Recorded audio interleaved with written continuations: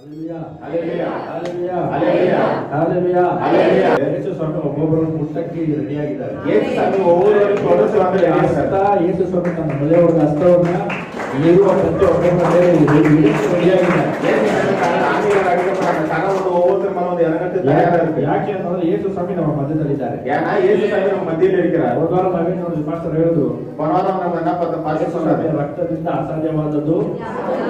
ಇವತ್ತು ಅದರಿಂದ ಇನ್ನು ಸ್ವಲ್ಪ ಮುಂದೆ ಹೋಗುತ್ತಿದ್ದೇವೆ. இன்னைக்கு அதுல கொஞ்சம் முன்னாடி போறோம். ಇವತ್ತು ನಾನು ಮಾತಾಡುವಂತ ಈ ಸಂದೇಶ, இன்றைக்கு நான் பேசக்கூடிய அந்த செய்தி, ನಾನು ಮಾತಾಡ್ತಾ ಇರೋದು ಬೈಬಲ್ ಇಂದ ಮಾತಾಡ್ತಾ ಇರೋದು. ನಾನು பேசுறது ಬೈಬಲ್ ಇಂದ தான் பேசுறேன். ಯಾರ ಬಗ್ಗೆನೂ ಮಾತಾಡುವಂತ ಮಾತಲ್ಲ ಇದು. ಯಾರ ಬಗ್ಗೆ பேசக்கூடிய ஒரு பேச்சு அல்ல இது. ಬೈಬಲ್ ಅಲ್ಲಿ ಏನಿದೆ ಅದನ್ನ ಮಾತಾಡ್ತಾ ಇದ್ದೀನಿ. ನಾನು பேசுறது வேதாகமத்தில் என்ன இருக்கு அதை பத்தி தான் பேசுறேன். ಬೈಬಲ್ ಅಲ್ಲಿ ನಡೆದಿರುವಂತ ಘಟನೆಗಳು ಅದರ ಮುಖಾಂತರ ನಮ್ಮ ಜೀವನಕ್ಕೆ ಹೇಗೆ ಆಶೀರ್ವಾದ ಬರುತ್ತೆ ಅಂತ ನಾವು ನೋಡಕ್ಕೆ ರೆಡಿ ಆಗಿದ್ದೀವಿ. வேதாகமத்தில் நடந்த காரியங்கள் வந்துட்டு அதன் மூலமா நம்மளோட வாழ்க்கைக்கு வந்து என்ன ஆசீர்வாதமா இருக்கு ನಾವು ಹಲ್ಲೆಲೂಯಾ. ನಮ್ಮ ಪಾಪದ ಪಾತ್ರೆಯನ್ನು ನಾವು ಕುಡಿಬೇಕಾಗಿರುವಂತ ಸ್ಥಳದಲ್ಲಿ ಯೇಸು ಸ್ವಾಮಿ ಆ ಪಾತ್ರೆಯನ್ನು ಕುಡಿದಿದ್ದಾರೆ ಅಂತ ಹೇಳಿದೆ. நம்மளுடைய பாவத்தின் பாத்திரத்தை நாம குடிக்கக்கூடிய இடத்துல வந்து இயேசு சாமி நமக்காக குடித்தார் அப்படின்னு சொல்லி பார்த்திருக்கிறோம். ಪಾಪದ ಸಂಬಳ ಮರಣ, ಮರಣದ ಸಂಬಳ ನರಕ. ಪಾವತಿನ ಸಂಬಳ ಮರಣ, ಮರಣದ ಸಂಬಳ ಒಂದು ಪಾತಾಳಂ. ಆ ಒಂದು ಜಾಗಕ್ಕೆ ಹೋಗಬೇಕಾಗಿದ್ದಂತವರು ನಾನು ನೀವು. அந்த இடத்துக்கு போகக்கூடியவங்க யார் அப்படின்னா நீங்களும் நானும் தான். ಆದ್ರೆ ಆ ದಾರಿಯಲ್ಲಿ ನಾವು ನಡೆದು ಹೋಗದೇ ಇರುವಂತೆ ಯೇಸು ಸ್ವಾಮಿ ಆ ದಾರಿಯಲ್ಲಿ ನಡೆದು ಹೋದ್ರು. ஆனா அந்த ஒரு பாதையில வந்து நாம நடக்காதபடி இயேசு சாமி அந்த பாதையில் நடந்து போனார். ஒரு வாரம் 2 லோಟ ತಗೊಂಬರಕ್ಕೆ ಈ ಕಡೆ ಒಂದು ಲೋಟ ಇಟ್ಟೆ, ಈ ಕಡೆ ಒಂದು ಲೋಟ ಇಟ್ಟೆ. போன வாரம் வந்து 2 டம்ளர் எடுத்துட்டு சொன்ன அந்த பக்கம் ஒரு டம்ளರ್ இந்த பக்கம் ஒரு டம்ளರ್ வச்சாங்க. ಈ ಲೋಟದಲ್ಲಿ ಈ ಕಡೆ ಬಲಗಡೆ ಇದ್ದಂತ ಈ ಲೋಟದಲ್ಲಿ ಪಾಪ ತುಂಬಿದೆ, ಇದನ್ನು ನಾವು ಕುಡಿಬೇಕಾಗಿತ್ತು. அந்த டம்ளர்ல வந்து பாவங்கள் வந்து நிறைஞ்சிருச்சு, அதை நம்ம வந்து குடிக்கணுமா இருந்துச்சு. ಎಡಗಡೆ ಇನ್ನೊಂದು ಲೋಟ ಇದೆ, ಅದರಲ್ಲಿ ಯೇಸು ಸ್ವಾಮಿಯ ಜೀವನ ಇದೆ, ಯೇಸು ಸ್ವಾಮಿಯ ರಕ್ತ ಆ ಪಾತ್ರೆಯಲ್ಲಿದೆ. ஆனா இடது பக்கம் வச்சு அந்த டம்ளர்ல வந்து இயேசு சாமியோட ரத்தம் இருக்கு, இயேசு சாமியோட ಜೀವನ இருந்துச்சு. ಅಂದ್ರೆ ಯೇಸು ಸ್ವಾಮಿ ನಮಗೆ ಕೊಡುವಾಗ ಆ ಗ್ಲಾಸ್ ನ ಎಕ್ಸ್ಚೇಂಜ್ ಮಾಡಿ ನಾವು ಕುಡಿಬೇಕಾಗಿರೋದು ಅವ್ರು ಕುಡಿದು ಅವ್ರ ರಕ್ತವನ್ನ ನಾವು ಕುಡಿಯುವಂತೆ ಪಾನ ಮಾಡುವಂತೆ ನಮಗೆ ಕೊಟ್ಟಿದ್ದಾರೆ ಅಂತ ನಾನು ಹೇಳಿದೆ. ஆனா இயேசு சாமி வந்து அந்த பாத்திரத்தை வந்து மாத்திட்டு அவர் குடிக்கக்கூடிய அந்த ஒரு ஜீவனுள்ள ரத்தத்தை வந்து நமக்கு கொடுத்து நம்மளுடைய பாவத்தின் பாத்திரத்தை வந்து அவர் குடிச்சார் அப்படின்னு சொல்லி போன வாரம் நான் சொன்னேன். ನಾನು ಹೇಳಿದ್ದೀನಿ ಅಂತ ಆ ರೀತಿ ಆಗಲ್ಲ. ಯೇಸು ಸ್ವಾಮಿ ನಮ್ಮ ಒಬ್ಬೊಬ್ಬರಿಗೂ ಮಾಡಿರುವಂತ ಒಂದು ಸತ್ಯ. அது வந்து நான் சொன்ன மாதிரி கிடையாது, ஆனா இயேசு சாமி நம்ம ஒவ்வொருத்தருக்காக செஞ்ச சத்தியம் அது. ಪ್ರಶ್ನೆ ಏನ್ ಕೇಳ್ತೀನಿ ಅಂತಂದ್ರೆ, ಯೇಸು ಸ್ವಾಮಿ ನಿಮ್ ಜೊತೆ ಮಾತಾಡಕ್ಕೆ ಶಕ್ತನಾ? ಮಕ್ಕಳು உங்களை பார்த்து கேட்கக்கூடிய கேள்வி என்னன்னா, இயேசு சாமி ஒவ்வொரு கூட பேசுறது சாத்தியமா? ಎಷ್ಟು ಜನ ಯೇಸು ಸ್ವಾಮಿ ನನ್ನ ಜೊತೆ ಮಾತಾಡ್ತಾರೆ ಅನ್ನುವಂತ ಆ ಒಂದು ವಿಶ್ವಾಸದಲ್ಲಿ ಬಂದಿದ್ದೀರಾ? எத்தனை பேருக்கு இயேசு சாமி என்னோட பேசுவார் அப்படின்னு சொல்லக்கூடிய விசுவாசத்தோட வந்திருக்கீங்க? ஹalleluya. ಯೇಸು ಸ್ವಾಮಿ ಈಗ ಗೆತ್ಸೆಮನೆ ತೋಟದಲ್ಲಿದ್ದಾರೆ, ಪ್ರಾರ್ಥನೆ ಮಾಡಿ ಮುಗಿಸಿ ಎದ್ದು ನಿಂತ್ಕೊಂಡಿದ್ದಾರೆ. இயேசு சாமி ಗೆತ್ಸೆಮನೆ ತೋಟದಲ್ಲಿ ಜಪம் பண்ணி எழுந்து நின்று இருக்கிறார். ಇವಾಗ ಯೂದಾಸ್ ಇಸ್ಕರಿಯೋತು ಯೇಸು ಸ್ವಾಮಿನ ತೋರಿಸಿಕೊಟ್ಟಂತ ಒಂದು ವ್ಯಕ್ತಿ. இப்போ வந்து யூதாஸ் காரியத்தை வந்து இயேசு சாமி வந்து காண்பித்து கொடுத்த ஒரு மனிதன். Judas Iscariot is a man who betrayed Jesus Christ. இந்த யூதாஸ் காரியத்தை வந்து இயேசு சாமி வந்து காண்பித்து கொடுத்த ஒரு மனிதனா இருக்கிறான். ಇವಾಗ ಯೂದಾಸಿಗೆ ಯೇಸು ಸ್ವಾಮಿ ಎಲ್ಲಿದ್ದಾರೆ ಅಂತ ಕಂಡುಹಿಡಿಯೋದು ದೊಡ್ಡ ವಿಷಯ ಅಲ್ಲ. ಯೇಸು ಸ್ವಾಮಿ ಎಲ್ಲಿರ್ತಾರೆ ಅಂತ ಅವನಿಗೆ ಚೆನ್ನಾಗಿ ಗೊತ್ತು. இப்போ யூதாஸ் காரியத்துக்கு வந்து இயேசு சாமி எங்க இருக்கிறாங்க கண்டுபிடிக்கிறது பெரிய விஷயம் கிடையாது. ஆனா அவனுக்கு வந்து தெரியும் இயேசு சாமி எங்க இருக்கிறார் அப்படின்னு. ಸುವಾರ್ತೆ 18ನೇ ಅಧ್ಯಾಯ ಇವತ್ತು ಸಿಕ್ಕಾಪಟ್ಟೆ ವಚನ ಇರುತ್ತೆ, ಫಾಸ್ಟ್ ಆಗಿ ಪಟ್ ಪಟ್ ಪಟ್ ಪಟ್ ಅಂತ ತೆಗೆದು ಓದಬೇಕು. இன்னைக்கு வந்து நிறைய வசனங்கள் இருக்கு, ಸ್ಪೀಡಾ வந்து எடுத்து படிக்கணும். ಹೇಗೆ ಗೊತ್ತು ಅಂತಂದ್ರೆ, ಯೇಸು ಸ್ವಾಮಿ ಯಾವಾಗಲೂ ಗೆತ್ಸೆಮನೆ ತೋಟಕ್ಕೆ ಹೋಗಿ ಪ್ರಾರ್ಥನೆ ಮಾಡೋದು ಅವನಿಗೆ ಗೊತ್ತು. ಯಾಕಂದ್ರೆ ಶಿಷ್ಯರು ಸಹ ಅಲ್ಲೇ ಅವರನ್ನ ಭೇಟಿ ಆಗ್ತಾ ಇದ್ರು. அவன் வந்து எப்படி வந்து தெரியும் அப்படின்னா, எப்பவுமே வந்து இயேசு சாமி வந்து ಗೆತ್ಸೆಮನೆ ತೋಟದಲ್ಲಿ போய் ஜெபம் பண்ணுவார். அவன் சீசர்கள் கூட அவன் கூட இருப்பான்னு சொல்லி அவனுக்கு நல்லா தெரிஞ்சிருக்கு. 18ನೇ ಅಧ್ಯಾಯ 2ನೇ ವಚನ ಓದಿ. ಯೋಹಾನನ ಸುವಾರ್ತೆ ಯೋಹಾನನ ಪುಸ್ತಕ 18ನೇ ಅಧ್ಯಾಯ 2ನೇ ವಚನ. ಕನ್ನಡದಲ್ಲಿ ಮಾತ್ರ ಓದಿ ಸಾಕು.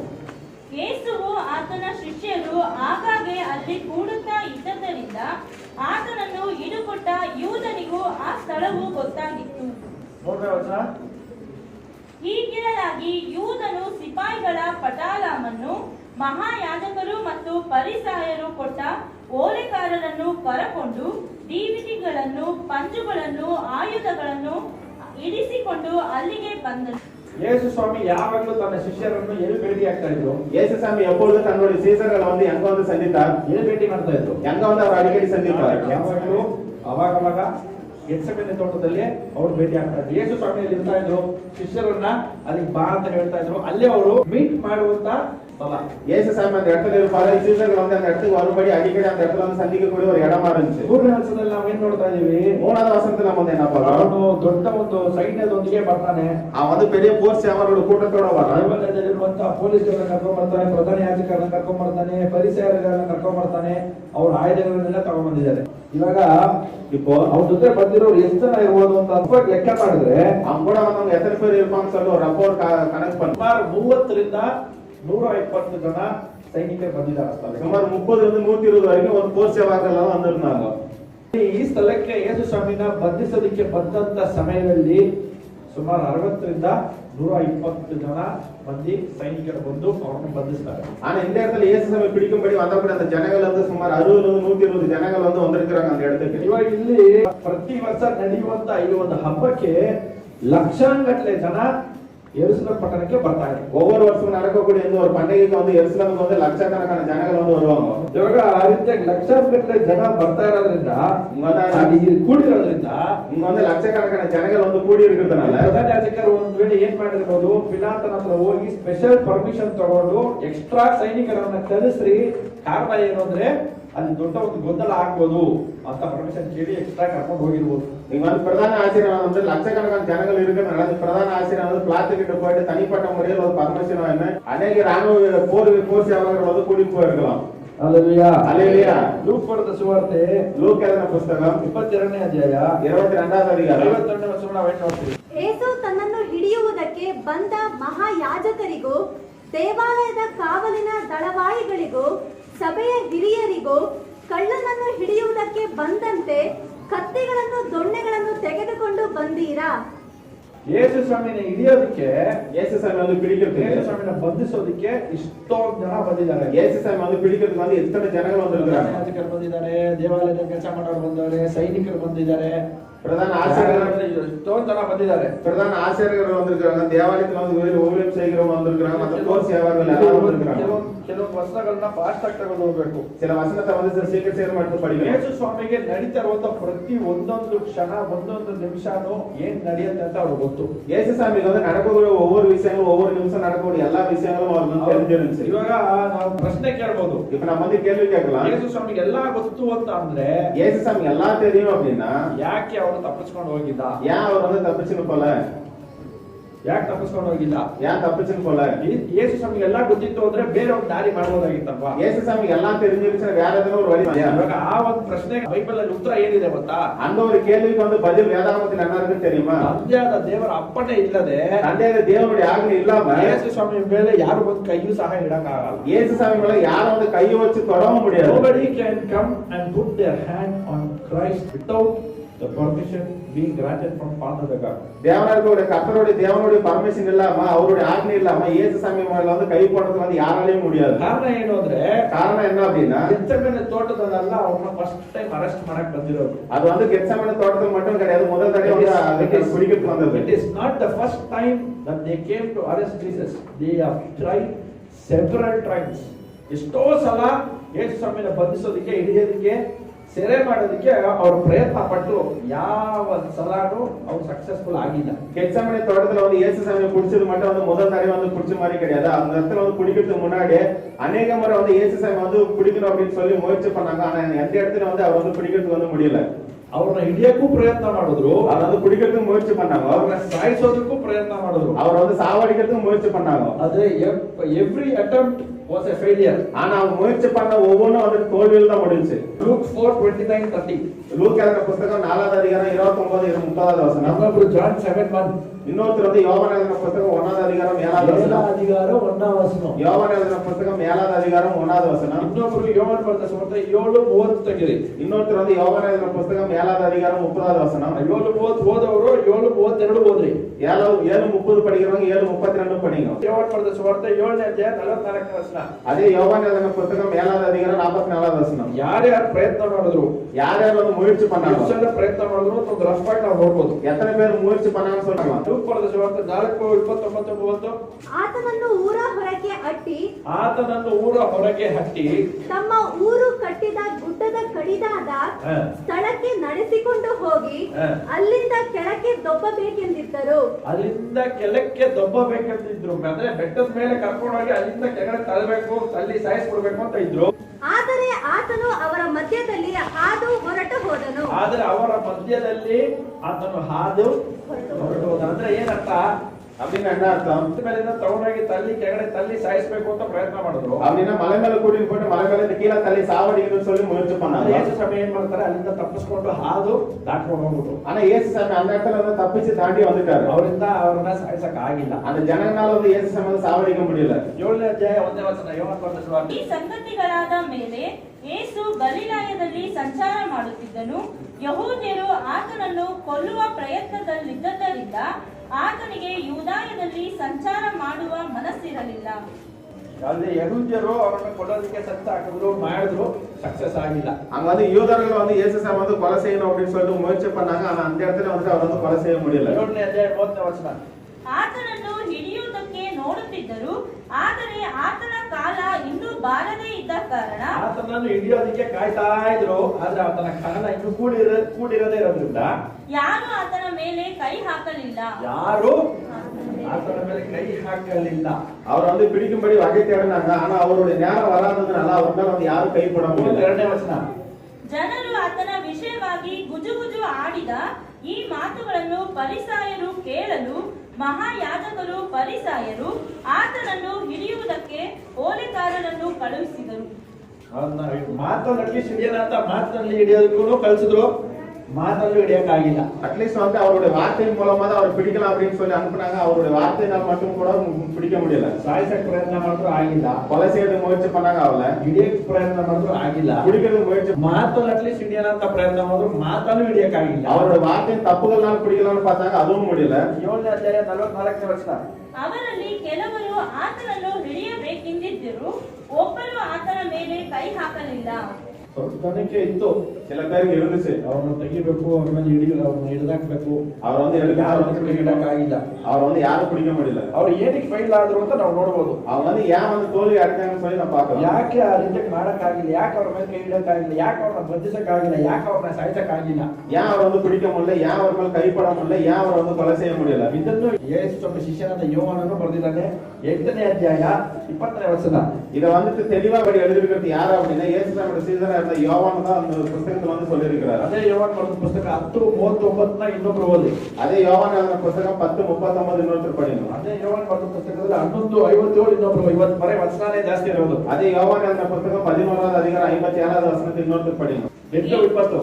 ಯೇಸು ದೇವಾಲಯದೊಳಗೆ ಕಾಣಿಕೆ ಪೆಟ್ಟಿಗಳು ಇರುವ ಅಂಗಳದಲ್ಲಿ ಉಪದೇಶ ಮಾಡುತ್ತಿರುವಾಗ ಈ ಮಾತುಗಳನ್ನು ಹೇಳಿದನು. ಆತನ ಕಾಲ ಇನ್ನೂ ಬಾರದೇ ಇದ್ದ ಕಾರಣ ಯಾರು ಆತನನ್ನು ಹಿಡಿಯಲಿಲ್ಲ. ಅವರು ತಿರುಗಿ ಆತನನ್ನು ಹಿಡಿಯುವುದಕ್ಕೆ ನೋಡಿದರು, ಆದರೆ ಅವರ ಕೈಗೆ ತಪ್ಪಿಸಿಕೊಂಡು ಹೋದನು. 57. ಮಹಾಯಾಜಕರು ಫರಿಸಾಯರು ಆತನನ್ನು ಹಿಡಿಯಬೇಕೆಂಬುದಾಗಿ ಯೋಚಿಸಿ ಅವನಿರುವ ಸ್ಥಳವು ಯಾರಿಗಾದರೂ ತಿಳಿದರೆ ಅದನ್ನು ತಮಗೆ ತಿಳಿಸಬೇಕೆಂದು ಅಪ್ಪಣೆ ಕೊಟ್ಟಿದ್ದರು.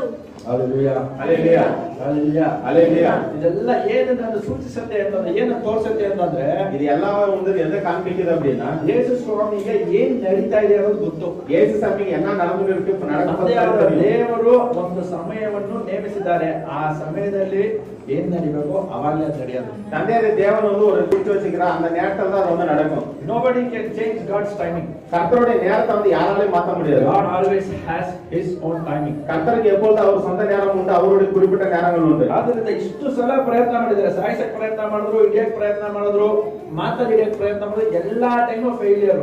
ಕಾರಣ ಏನು ಅಂದ್ರೆ, எத்தனை முறை வந்து பிடிக்கிறதுக்கு வந்து முயற்சி பண்ணாங்க. அவர் வந்து பிடிக்கிறதுக்கு, தோட்டத்துக்கு, அவர் வந்து கொலை பண்றதுக்கு, அவரோட வார்த்தையினால் பிடிக்கிறதுக்கு எல்லாம் வந்து முயற்சி பண்ணாங்க. ಯೇಸು ಸ್ವಾಮಿ ತಾನಾಗಿ ಒಪ್ಪಿಸಿಕೊಟ್ರೇನೆ ಅವ್ರು ಬಂದು ಹಿಡಿಯಕ್ಕಾಗತ್ತೆ, ಕೈ ಹಿಡಿಯಕ್ಕಾಗತ್ತೆ. இயேசுசாமி தானா அவரே வந்துட்டு ஒப்பு கொடுத்த மட்டும் தான் அவர் வந்து பிடிக்க முடியும், அவர் மேல வந்து கை. Only if the Father in heaven grants for Jesus to be arrested, he will be arrested. தந்தையாகிய தேவன் வந்துட்டு அதை வந்து அனுமதிச்சா மட்டும் தான் இயேசுசாமி வந்து பிடிக்கிறதுக்கு முடியும், அவர் வந்து கைது செய்யறதுக்கு முடியும். ಅದರಿಂದ ಯೇಸು ಸ್ವಾಮಿಗೆ ಒಂದು ಗೊತ್ತು, ತಂದೆಯಾದ ದೇವರು ಅಪ್ಪಣೆ ಕೊಡಬೇಕು. ಎರಡನೇದು ಅವರಾಗಿ ಅವ್ರು ಹೋಗಿ ಒಪ್ಪಿಸ್ಕೊಟ್ರೆ ಹಿಡಿಯಕ್ಕಾಗಲ್ಲ. ஆனா இயேசுசாமி நல்லா தெரியும், தந்தையாகிய தேவன் வந்து ஆಜ್ಞೆ கொடுக்கணும், இன்னொன்னு வந்துட்டு இயேசுசாமி தன்னைத்தானே அவர் வந்து ஒப்பு கொடுத்தா மட்டும் தான் முடியும். ಹಲ್ಲೆಲೂಯಾ. ಹಲ್ಲೆಲೂಯಾ. ಯೇಸು ಸ್ವಾಮಿಗೆ ಗೊತ್ತು, ಆತನು ಯೆರೂಸಲೇಮ್ ಪಟ್ಟಣದ ಹೊರಗಡೆ ಶಿಲುಬೆ ಮೇಲೆ ಹೊಡೆಯಲ್ಪಡ್ತಾರೆ, ಸಾಯ್ತಾರೆ, ಜೀವ ಬಿಡ್ತಾರೆ ಅಂತ ಗೊತ್ತು. இயேசுசாமி நல்லாவே தெரியும், எருசலேம் பட்டணத்துக்கு வெளியே வந்து சிலுவையில் வந்து அடிக்கப்படுவாங்க, அந்த சிலுவையில் வந்து உயிர் விடுவார் அப்படின்னு சொல்லி அவருக்கு தெரிஞ்சிருந்துச்சு. ಆಶ್ಚರ್ಯಕರವಾದ ವಿಷಯ ಏನು ಅಂತಂದ್ರೆ, இங்க வந்து மிக முக்கியமான ஆச்சரியಕರமான விஷயம் என்ன அப்படின்னா, ದೇವಾಲಯದಲ್ಲಿ ಪ್ರಧಾನ ಯಾಜಕರು ಯಾವಾಗ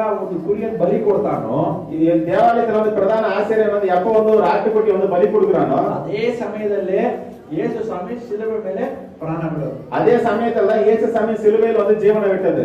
ಇಲ್ಲಿ ದೇವಾಲಯದಲ್ಲಿ ಕುರಿ ಬಲಿಯಾಗತ್ತೆ, ಕುರಿಮರಿಯಾದ ಯೇಸು ಕ್ರಿಸ್ತನು ಹೊರಗಡೆ ಅಲ್ಲಿ ಶಿಲುಬೆ ಮೇಲೆ ನನಗಾಗಿ ನಿಮಗಾಗಿ ಬಲಿ ಆಗ್ತಾರೆ. இங்க வந்து தேவாலயத்துல வந்து ஆட்டுக்குட்டி வந்து பலியாவது, ஆட்டுக்குட்டியை போல இருந்த நம்மளுடைய இயேசுசாமி எனக்காகவும் உமக்காகவும் வந்து சிலுவையில் வந்து ஜீவன விட்டு மரித்தார். ಹಲ್ಲೆಲೂಯಾ. ಹಲ್ಲೆಲೂಯಾ. ಲೂಕ್ ಬರೆದ ಸುವಾರ್ತೆ 22ನೇ ಅಧ್ಯಾಯ, லூக்கா எழுதின புத்தகம் 22வது அதிகாரம் 37ನೇ ವಚನ. 37வது வசனம். ಇನ್ನೊಬ್ರು ಯೋಹಾನ್ ಬರೆದ ಸುವಾರ್ತೆ 6:64. இன்னொருத்தர் வந்து யோவான் எழுதின புத்தகம் 6:66. ಇನ್ನೊಬ್ರು ಮಾರ್ಕ್ ಬರೆದ ಸುವಾರ್ತೆ 11:27. இன்னொருத்தர் வந்துட்டு மார்க் எழுதின புத்தகம் 11:22. ಮಾರ್ಕ್ ಬರೆದ ಸುವಾರ್ತೆ 10:33.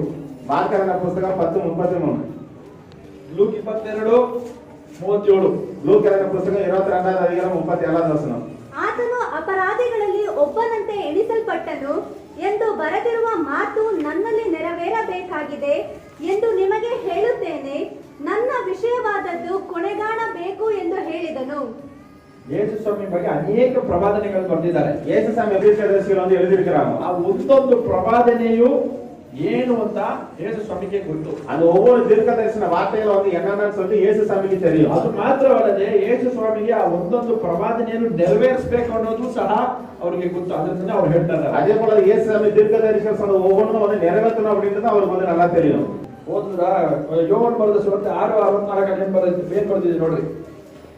ಆದರೆ ನಿಮ್ಮಲ್ಲಿ ಕೆಲವರು ನಂಬದವರಾಗಿದ್ದಾರೆ ಅಂದನು. ಆದರೆ ನಿಮ್ಮಲ್ಲಿ ಕೆಲವರು ನಂಬದವರಾಗಿದ್ದಾರೆ. ನಂಬದವರು ಇಂಥವರು, ತನ್ನನ್ನು ಹಿಡುಕೊಡುವವನು ಇಂಥವನು ಎಂಬುದು ಯೇಸುವಿಗೆ ಮೊದಲಿನಿಂದ ತಿಳಿದಿತ್ತು. ಯೇಸು ಸ್ವಾಮಿನ ಯಾರು ಹಿಡ್ಕೊಡ್ತಾರೆ ಅಂತ ಫಸ್ಟ್ ಸ್ಟಾರ್ಟಿಂಗ್ ಇಂದಾನೆ ಗೊತ್ತು. இயேசுசாமி வந்து யார் வந்து பிடிச்சு கொடுப்பாங்கன்னு சொல்லிட்டு ஆரம்பத்திலிருந்தே அவருக்கு தெரியும். ಯೇಸು ಸ್ವಾಮಿನ ಯಾರು ತೋರಿಸ್ಕೊಡ್ತಾರೆ ಅನ್ನೋದು ಯೇಸು ಸ್ವಾಮಿ ಗೊತ್ತು. இயேசுசாமி வந்து யார் காண்பிச்சு கொடுக்குறான்னு சொல்லிட்டு இயேசுசாமி நல்லாவே தெரியும். ಅದು ಸಹ ಪ್ರವಾದಿಗಳು ಪ್ರವಾದನೆಯಾಗಿ ಹೇಳಿದ್ದಾರೆ. அதிலும் கூட வந்து தீர்க்கதரிசிகள் வந்து தீர்க்கதரிசி ವಚನಗಳ சொல்லியிருக்கிறாங்க. ಏನ್ ಹೇಳಕ್ ಬರ್ತಾ ಇದ್ದೀನಿ அப்படின்னா என்ன சொல்ல வர, ಪ್ರತಿ ಒಂದೊಂದು ಹಂತಾನು, ಪ್ರತಿ ಒಂದೊಂದು ಪ್ರವಾದನೆಯು, ಒಂದೊಂದು ಕ್ಷಣಾನು ಏನು ನಡೆಯುತ್ತೆ ಅಂತ ಅವ್ರಿಗೆ ಗೊತ್ತಿದೆ ಅಂತ ಹೇಳಕ್ ಬರ್ತಾ ಇದ್ದೀನಿ. என்ன சொல்ல வரேன்னா, இயேசுசாமி ஒவ்வொரு நிமிஷமும் ஒவ்வொரு கட்டங்களும் ஒவ்வொரு தீர்க்கதரிசி வசனங்களும் என்ன நடக்கும் போது அப்படின்னு சொல்றது எல்லாமே தெரியும் அப்படின்னு சொல்ல வர. ಆತನಿಗೆ ತಿಳಿಯದೇ ಇರುವಂತ ವಿಷಯ ಯಾವುದು ಇಲ್ಲ, ಏನು ಇಲ್ಲ, ಎಲ್ಲ ಅವ್ರಿಗೆ ಗೊತ್ತು. அவருக்கு வந்து அறியாத விஷயங்கள் ஒண்ணுமே கிடையாது, அவருக்கு வந்து எல்லாமே அறிஞ்ச விஷயங்கள் தான். ಇವಾಗ ಯೇಸು ಸ್ವಾಮಿ ಶಿಷ್ಯನಾಗಿರೋ ಒಬ್ಬ ಯೇಸು ಸ್ವಾಮಿಗೆ 12 ಶಿಷ್ಯರು, ಅದರ ಒಬ್ಬ ಬಂದು ಯೂದಾಸ್ ಇಸ್ಕರಿಯೋತ. ಆ ಯೂದಾಸ್ ಇಸ್ಕರಿಯೋತೆ ಯೇಸು ಸ್ವಾಮಿನ ಹಿಡ್ಕೊಡೋದು, ತೋರಿಸ್ಕೊಡೋದು ಅಂತ ಯೇಸು ಸ್ವಾಮಿಗೆ ಪ್ರಾರಂಭದಿಂದನೇ ಗೊತ್ತು. இயேசுசாமிக்கு வந்து 12 சீசர்கள் இருந்தாங்க. அந்த 12 சீசர்ல வந்து ஒருத்தருடைய பேர் வந்து யூதாஸ் காரியத்து. அந்த யூதாஸ் காரியத்தை தான் வந்துட்டு இயேசுசாமி வந்து காண்பித்து கொடுக்குறோம் அப்படின்னு சொல்லிட்டு இயேசுசாமிக்கு ஆரம்பத்துல இருந்து நல்லாவே தெரியும். ಯೂದಾಸ್ ಇಸ್ಕರಿಯೋತ ತೋರಿಸ್ಕೊಡ್ತಾನೆ ಅಂತ ಗೊತ್ತು. யூதாஸ் காரியத்தை காண்பிச்சு கொடுப்பான்னு தெரியும். ಅದೇ ಸಮಯದಲ್ಲಿ ಜೊತೆಗಿರುವಂತ ಶಿಷ್ಯ ಎಲ್ಲಾರು ಕೈ ಬಿಟ್ಟು ಎಸ್ಕೇಪ್ ಆಗ್ಬಿಡ್ತಾರೆ ಅಂತ ಗೊತ್ತು. அதே சமயத்துல அதை விட்டு இன்னும் இருக்கக்கூடிய சீசர்களும் வந்துட்டு தூரமா கைவிட்டு போயிடுவாங்கன்னு சொல்லிட்டு அவருக்கு வந்து நல்லாவே தெரியும். 11:27 ನಾವು ಅದನ್ನ ನೋಡ್ತೇವೆ. மார்க் எழுதின புத்தகத்துல அதை வந்து ನಾವು பார்க்கிறோம். ಏನ್ ನೋಡ್ತೀವಿ? என்ன பார்க்கிறோம்? ಅವರು ತಿರುಗಿ ಯೆರೂಸಲೇಮಿಗೆ ಬಂದಾಗ ಆತನು ದೇವಾಲಯದಲ್ಲಿ ತಿರುಗಾಡುತ್ತಿರಲಾಗಿ ಮಹಾಯಾಜಕರು, ಶಾಸ್ತ್ರಿಗಳು, ಹಿರಿಯರು ಆತನ ಬಳಿಗೆ ಬಂದು, ನೀನು ಯಾವ ಅಧಿಕಾರದಿಂದ ಇದನ್ನೆಲ್ಲ ಮಾಡುತ್ತಿ? ಇದನ್ನು ಮಾಡುವುದಕ್ಕೆ ಈ ಅಧಿಕಾರವನ್ನು ನಿನಗೆ ಯಾರು ಕೊಟ್ಟರು ಎಂದು ಆತನನ್ನು ಕೇಳಿದರು. ಯೇಸು ಅವರಿಗೆ, ನಾನು ನಿಮ್ಮನ್ನು ಒಂದು ಮಾತು ಕೇಳುತ್ತೇನೆ, ನನಗೆ ಉತ್ತರ ಹೇಳಿದರೆ ನಾನು ಸಹ ಯಾವ ಅಧಿಕಾರದಿಂದ ಇದನ್ನು ಮಾಡುತ್ತೇನೆಂಬುದನ್ನು ನಿಮಗೆ ಹೇಳುತ್ತೇನೆ. ದೀಕ್ಷಾಸ್ನಾನ ಮಾಡಿಸುವ ಅಧಿಕಾರವು ಯೋಹಾನನಿಗೆ ಪರಲೋಕದಿಂದ ಬಂತೋ ಮನುಷ್ಯರಿಂದ ಬಂತೋ? ಉತ್ತರ ಕೊಡಿರಿ ಎಂದನು. ಆಗ ಅವರು ಪರಲೋಕದಿಂದ ಬಂತೆಂದು ನಾವು ಹೇಳಿದರೆ, ಹಾಗಾದರೆ ನೀವು ಅವನನ್ನು ಯಾಕೆ ನಂಬಲಿಲ್ಲ ಅಂದನು. ಮನುಷ್ಯರಿಂದ ಬಂತೆಂದು ಹೇಳಿದರೆ ಏನಾಗುವುದೋ ಎಂಬುದಾಗಿ ತಮ್ಮೊಳಗೆ ಮಾತಾಡಿಕೊಳ್ಳುತ್ತಿದ್ದರು. ಯೇಸು ಸ್ವಾಮಿಗೆ ಏನ್ ಗೊತ್ತು? ಯೂದಾಸು ತೋರಿಸ್ಬಿಡ್ತಾನೆ ಅಂತ ಗೊತ್ತು, ಶಿಷ್ಯರೆಲ್ಲ ಕೈ ಬಿಟ್ಟು ಹೋಗ್ತಾರೆ ಅಂತ ಗೊತ್ತು, ಪ್ರಧಾನ ಯಾಜಕರು ಸೈನಿಕರು ಬಂದು ಅವ್ರನ್ನ ಬಂಧಿಸ್ತಾರೆ ಅಂತ ಗೊತ್ತು, ಪಿಲಾತನು ಅವ್ರನ್ನ ನ್ಯಾಯ ತೀರ್ಪು ಮಾಡ್ತಾನೆ ಅನ್ನೋದು ಗೊತ್ತು.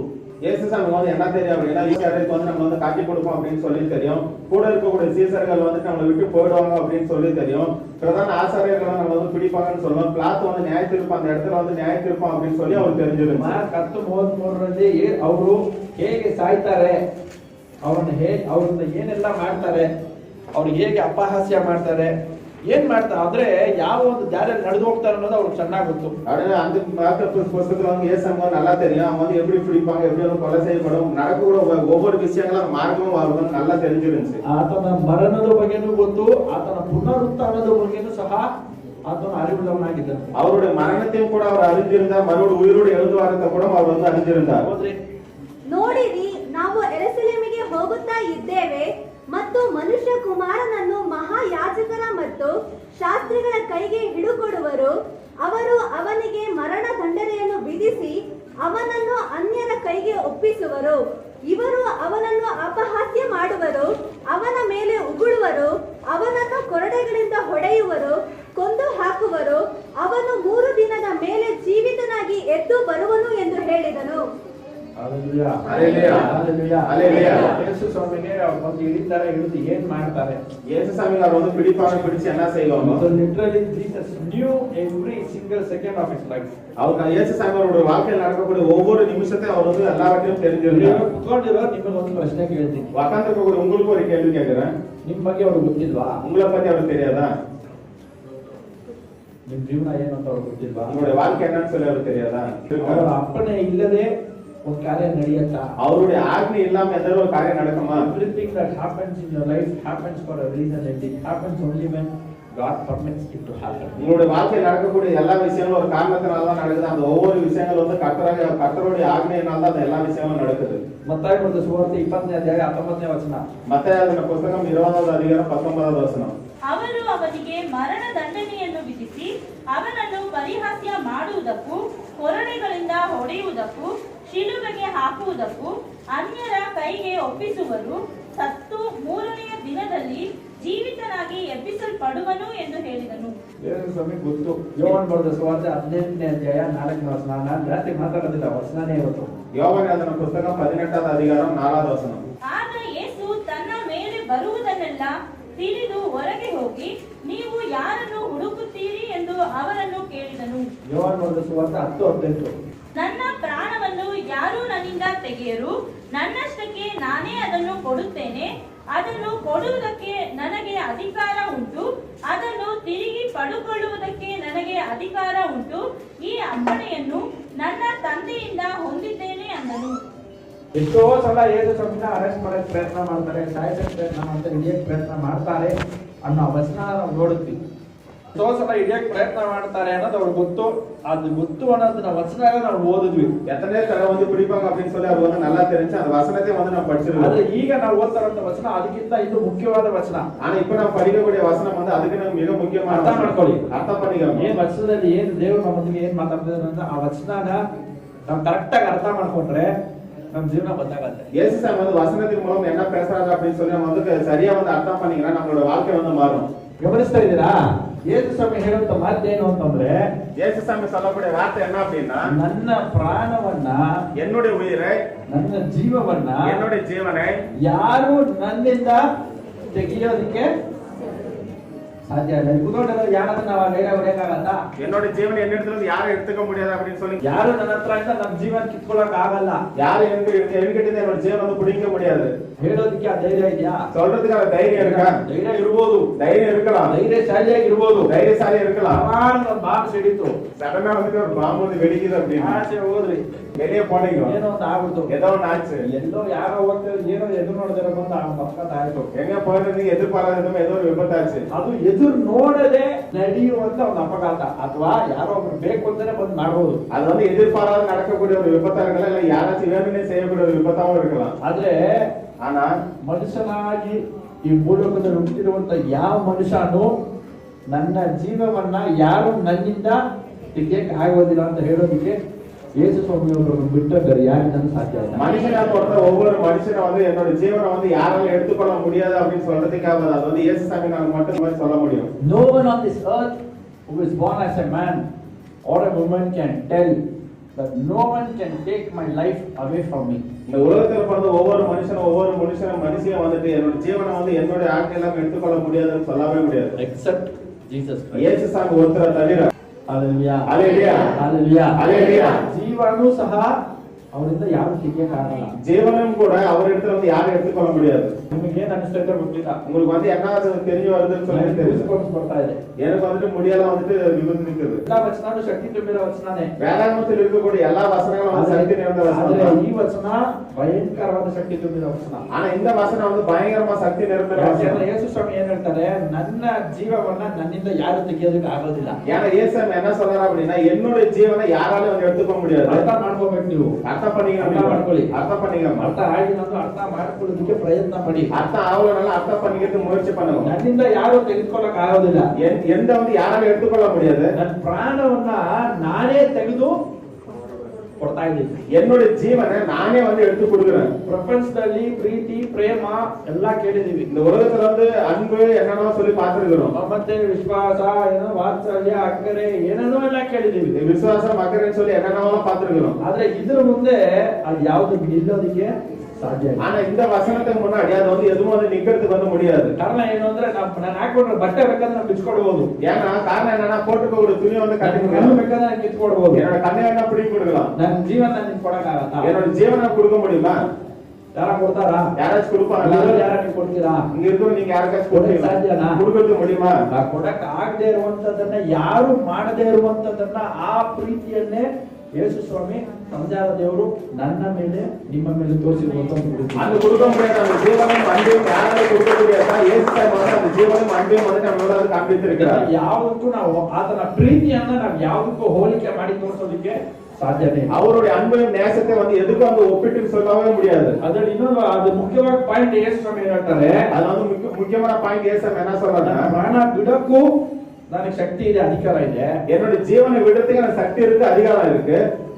ಕುತ್ಕೊಂಡಿರೋ ನಮಗೆ ಪ್ರಾಣ ಬಿಡಕ್ಕೇ ಶಕ್ತಿ ಇಲ್ಲ. உட்கார்ந்து நமக்கு வந்து ஜீவனை விடுறதுக்கே சக்தி இல்ல, ಆಗಲ್ಲ. அதாவது ಫೋರ್ಸಿಬಲ್ ಆಗಿ ಫೋರ್ಸ್ ಮಾಡಿ ಬಲವಂತವಾಗಿ ಒತ್ತಡ ಹಾಕಿ ಮಾಡಿದ್ರೆ ಪ್ರಾಣ ಬಿಡಕ್ಕಾಗೋದು. உங்களை வந்து போர்ஸா வந்து அழுத்தம் கொடுத்து பலவந்தமா பண்ணாதான் அது வந்து முடியும். ಹಿಂಗೆ ಕುತ್ಕೊಂಡ್ರೆ ಯಾರ ಪ್ರಾಣ ಬಿಡಕ್ಕಾಗತ್ತಾ? அப்படியே உட்கார்ந்து நீங்க வந்து ஜீவன விட முடியுமா? ಆಗಲ್ಲ. ஆகாது. ಆ ಅಧಿಕಾರನೇ ನನಗೂ ನಿಮಗೂ ಇಲ್ಲ. அந்த அதிகாரமே உங்களுக்கு எனக்கு இல்ல. ಆದ್ರೆ ಯೇಸು ಸ್ವಾಮಿಗೆ ಆ ಅಧಿಕಾರ ಇದೆ. ஆனா இயேசு சாமிக்கு அந்த அது ஒரு அதிகாரம் இருக்கு. ಪ್ರಾಣ ಬಿಡೋ ಅಧಿಕಾರನೂ ಇದೆ.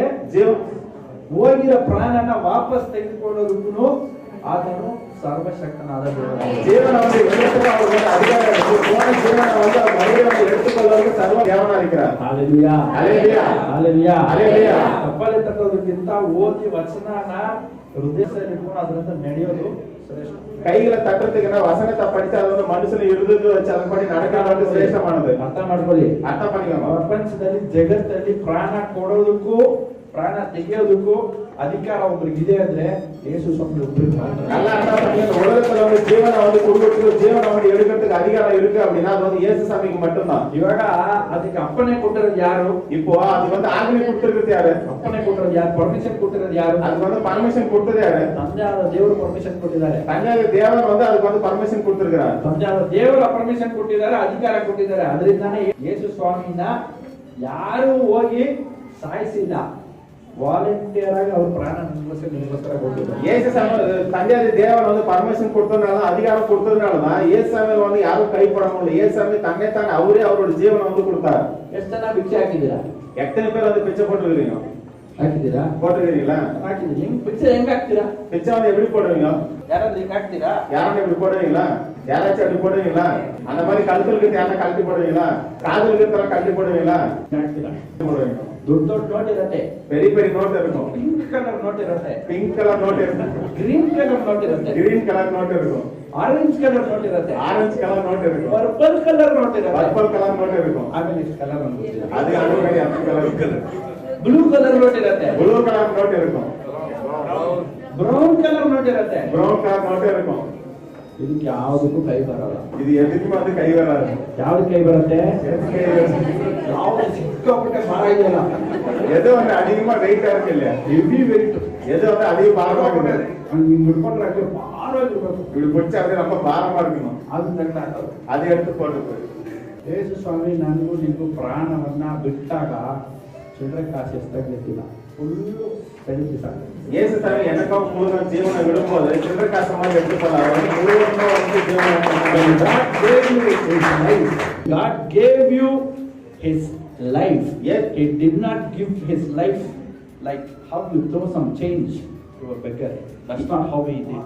இயேசு சாமி வந்து எனக்கும் உங்களுக்கும் வந்து ஜீவன் வந்து விட்டது எப்படின்னா, பிச்சைக்காரருக்கு வந்து காயின் பிச்சை போடுற மாதிரி அதை வந்து போடல. அவர் ಯೇಸು ಸ್ವಾಮಿ ಭಿಕ್ಷಕರಿಗೆ ಹಾಕತ್ತಾರ, ನೀವು ನನಗೂ ಪ್ರಾಣ ಬಿಟ್ಟಿಲ್ಲ. இயேசு சாமி வந்து பிச்சைக்காரர்கள் நம்ம போடுற மாதிரி இயேசு சாமி அவரோட ஜீவனை வந்து நமக்கும் உங்களுக்கும் கொடுக்கல. ಅವ್ರು ಕೊಟ್ಟಾಗ ಹೆಂಗ್ ಕೊಟ್ರು ಅಂದ್ರೆ ಸಂಪೂರ್ಣವಾಗಿ ಫ್ರೀಯಾಗಿ ವಾಲಂಟಿಯರ್ ಆಗಿ ಸಂತೋಷವಾಗಿ ನಗುನಗುತ್ತಾ ಉಲ್ಲಾಸವಾಗಿ ನಿನಗೂ ನನಗೂ.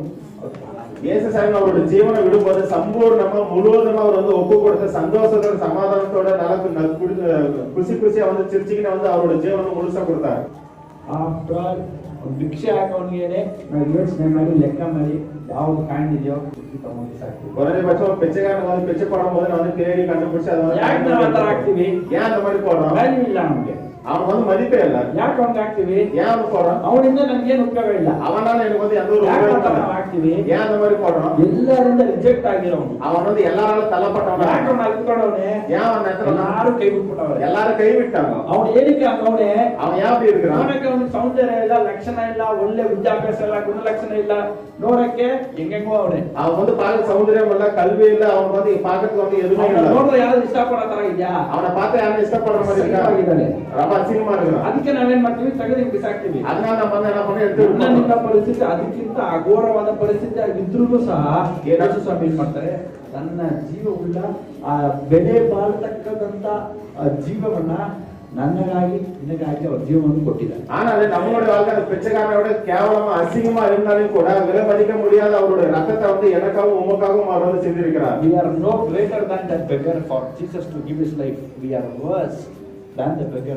நம்மளுடைய வாழ்க்கை எப்படின்னா அந்த பிச்சைக்காரனோட மேலான வாழ்க்கை கிடையாது, பிச்சைக்காரனோட மிகவும் கேவலமான அசிங்கமான வாழ்க்கை. ஆனாலும் கூட கர்த்தர் வந்து அவர் விலை மதிக்க முடியாத ரத்தத்தை வந்து நமக்காக கொடுத்திருக்கிறார். But God has showed us his love by giving us his life. ஆனா அவருடைய ஜீவனை கொடுத்து அவர் நம்ம மேல எவ்வளவு அன்பா இருக்கிறார் அப்படின்னு சொல்லி இயேசு சாமி காண்பித்திருக்கிறார். ಅರ್ಥಾಯ್ತನವರು ಎರಡು ಕೈ ಇದೆ ಅಂತಂದ್ರೆ ಇದ್ರೆ ಮಾತ್ರ ಎರಡು ಕೈ ತೆಗೆದು ನಾಳೆ ಹೇಳಿದ್ರು. அந்த கை மேல தூக்கி அல்லேலூயான்னு சொல்லுவோம். ರೂಪದ ಸುವಾರ್ತೆ ವಚನ ಅರ್ಥ ಆಯ್ತು ನಾವು ನಾಳೆಲಿಯಾ ವಚನ ನಾನು ಎಲ್ಲೋ ರೌಂಡ್ ಹೊಡಿತಲ್ಲ, ಇಲ್ಲೇ ಇದ್ದೀನಿ, ನನ್ನ ಯೋಚನೆ ಎಲ್ಲ ಇಲ್ಲೇ ಇದೆ, ನನ್ನ ಮನೆ ಬಿಟ್ಟಿಲ್ಲ, ಅಡಿಗೆ ಮನೆ ಬಿಟ್ಟಿಲ್ಲ, ಬೇರೆ ಎಲ್ಲ ಬಿಟ್ಟಿಲ್ಲ, ಇಲ್ಲೇ ಇದ್ದೀನಿ ಅನ್ನೋರು. என்னோட மனசோட அங்க வீட்டுல எல்லாம் சமையல் ஆகிற வீட்டுல இங்கதான் இருக்குன்னு சொல்லுவாங்க. ಕುತ್ಕೊಂಡಿರೋ ನಿಮಗೆ ಹೇಳುವಂತ ಒಂದು ನಿಮಗೆ ಹೇಳ್ಬೇಕಾಗಿರುವಂತ ಒಂದು ವಿಷಯ, உட்கார்ந்து உங்களுக்கு வந்து சொல்லக்கூடிய ஒரு விஷயம். ನಾನು ಮಾತಾಡಕ್ ಮುಂಚೆ ನಮ್ಮ ಅಣ್ಣ ಬಂದು ಮಾತಾಡಿದ್ರು. நான் பேசுறதுக்கு முன்னாடி என்னோட அண்ணா வந்து பேசினார். ಯೇಸು ಸ್ವಾಮಿಯಿಂದ ಅಸಾಧ್ಯವಾದದ್ದು ಯಾವುದೂ ಇಲ್ಲ. ಯೇಸು ಸ್ವಾಮಿனால் செய்ய முடியாத காரியம் ಎಲ್ಲವನ್ನೂ ಮಾಡೋದಕ್ಕೆ ಸಾಧ್ಯ. ಯೇಸು ಸ್ವಾಮಿனால் ಎಲ್ಲ செய்ய முடியும். ರಕ್ತದಿಂದ ಎಲ್ಲವೂ ಸಾಧ್ಯ. ಯೇಸು ಸ್ವಾಮಿಯ ರಕ್ತத்தினால எல்லாமே ஆகும். ಅವರೆಲ್ಲ ಹೇಳಿದ್ರು. ಅವರೆಲ್ಲ சொன்னாங்க. ಕಾರಣ ಏನು? ಕಾರಣ ಏನು? ಸ್ವಾಮಿ ಜೀವ ಕೊಡೋಕ್ಕೂ ಶಕ್ತಿ ಇದೆ, ಜೀವ ತೆಗೆಯಕ್ಕೂ ಶಕ್ತಿ ಇದೆ, ನಿನ್ನನ್ನು ಗುಣಪಡಿಸೋದಕ್ಕೂ ಶಕ್ತಿ ಇದೆ, ನಿನ್ನನ್ನ ಕಷ್ಟದಿಂದ ಪರಿಹರಿಸಿ ಬಿಡುಗಡೆ ಕೊಟ್ಟು ಮೇಲೆ ಉತ್ತರಿಸೋದಕ್ಕೂ ಆತನ ಶಕ್ತಿ ಇದೆ. ಯೇಸು ಸ್ವಾಮಿ வந்து ஜீவனை கொடுக்கிறதுக்கு அதிகாரம் இருக்கு, ஜீவனை எடுக்கிறதுக்கு அதிகாரம் இருக்கு. இது வந்து விடுதலை செய்யறதுக்கு அதிகாரமும், கஷ்டத்திலிருந்து அவர் வந்து கைப்பிடிச்சு மேல எடுக்கிறதுக்கு அதிகாரம் இருக்கு. ಯೋಚನೆ ಮಾಡಿ ನೋಡ್ರಿ, ಒಂದು ನಿಮಿಷ, ಒಂದು 10 ಸೆಕೆಂಡ್ ಇಲ್ಲ, ಒಂದು 30 ಸೆಕೆಂಡ್ ಟೈಮ್ ಕೊಟ್ಟು ಯೋಚನೆ ಮಾಡಿ ನೋಡ್ರಿ. ஒரு 30 செகண்ட் உங்களுக்கு நேரத்தை கொடுக்குறோம், யோசனை பண்ணி பாருங்க. ಪ್ರಾಣನೇ ಗಿಡಕ್ಕೆ ವಾಪಸ್ ತೆಗೆಯೋದಕ್ಕೆ ಅವ್ರಿಗೆ ಶಕ್ತಿ ಇದೆ, ಅಧಿಕಾರ ಇದೆ ಅಂತಂದ್ರೆ ನಿಮ್ಮಗಿರುವಂತ ಸಮಸ್ಯೆ, ನಿಮಗಿರುವಂತ ತೊಂದರೆ ರುಜುಗಿ. ஒரு ஜீவனை வந்து கொடுக்கிறதுக்கு அதிகாரம் இருக்கு, அதை வந்து மறுபடியும் எடுத்துக்கிறதுக்கு அதிகாரம் இருக்கு அப்படின்னா அவங்களோட வாழ்க்கையில் இருக்கக்கூடிய போராட்டங்களை, கஷ்டங்களை வந்து அவங்க முன்னாடி ஒண்ணுமே இல்லை. ಮನುಷ್ಯನಿಗೆ ಇರಬೇಕಾಗಿರೋದು ಒಂದು, மனுஷர்களுக்கு இருக்கக்கூடியது ஒண்ணு ஜீவன். ಜೀವನ ಇಲ್ಲ ಅಂದ್ರೆ ಏನ್ ಸಾಧನೆ ಮಾಡಲ್ಲ. அந்த உயிரே இல்ல அப்படின்னா என்ன பண்றது? ಸದ್ಯಕ್ಕಾಗಲ್ಲ, சம்பாதிக்க முடியுமா? ಓದಕ್ಕಾಗತ್ತ, அடிக்கிறதுக்கு முடியுமா? ಸಂಪಾದನೆ ಮಾಡಕ್ಕಾಗತ್ತ, சம்பாதிக்கிறதுக்கு முடியுமா? ಮಾಡಕ್ಕಾಗತ್ತ, வேர் பண்ண முடியுமா? ಏನಾದ್ರು ಮಾಡಕ್ಕಾಗತ್ತ, ஏதாச்சும் செய்ய முடியுமா? ಸಾಧನೆ ಮಾಡಕ್ಕಾಗತ್ತ, சாதனை பண்ண முடியுமா? ಮಾಡಕ್ಕಾಗಲ್ಲ. ஒண்ணும் பண்ண முடியாது. ಇರಬೇಕಾಗಿರೋದು ಏನು? இருக்கக்கூடியது உயிர் இருக்கணும். ಜೀವ ಇದ್ರೇನೆ ಎಲ್ಲಾನು ಮಾಡಕ್ ಸಾಧ್ಯ. ஜீவன் இருந்தாலும் எல்லாம் செய்ய முடியும். ಆ ಜೀವವನ್ನೇ ಯೇಸು ಸ್ವಾಮಿ ನಿಮಗೋಸ್ಕರ ಕೊಟ್ಟಿದ್ದಾರೆ, ಕೊಡ್ತೀನಿ ಅಂತ ಹೇಳ್ತಾ ಇರೋರಿಗೆ ನಿಮ್ಮ ತೊಂದರೆ ಅವ್ರ ಮುಂದೆ ಯಾವ ಲೆಕ್ಕ? அந்த ஜீவனை வந்து உனக்காக கொடுத்திருக்கிற உனக்காக கொடுப்பா அப்படின்னு சொல்லக்கூடாது. இயேசுசாமிக்கு வந்து உங்களுடைய பிரச்சனைகள் வந்து Your ஏமாத்துறாங்க. problem is not great in the sight of God. இப்ப கர்த்தருடைய பார்வைக்கு முன்னாடி உங்களுடைய பிரச்சனைகள் வந்து மேலான காரியம் கிடையாது. ನಿಮ್ಮ ತೊಂದರೆನ ಸಾಸಿವೆ ಕಾಲು ಅಂತಾನು ಕರೀಲಿಕ್ಕೆ ಇಷ್ಟಪಡಲ್ಲ, ಯಾಕಂದ್ರೆ ಅದು ಸಾಸಿವೆ ಕಾಲಷ್ಟು ಇಲ್ಲ, ಒಂದು ಏನು ಧೂಳಿಗೂ ಸಮಾನ ಇಲ್ಲ. உங்களுடைய பிரச்சனைகள் வந்து கடுகு விதை அளவுக்கு நான் வந்து சொல்ல மாட்டேன். ஏன்னா உங்களுடைய பிரச்சனை வந்து கடுகு விதைக்குன்னா ரொம்ப சின்னதா தூள் மாதிரி அது. The God that I worship and the God that you worship is a everlasting God, is a great God, is a omnipotent God, is a great big God.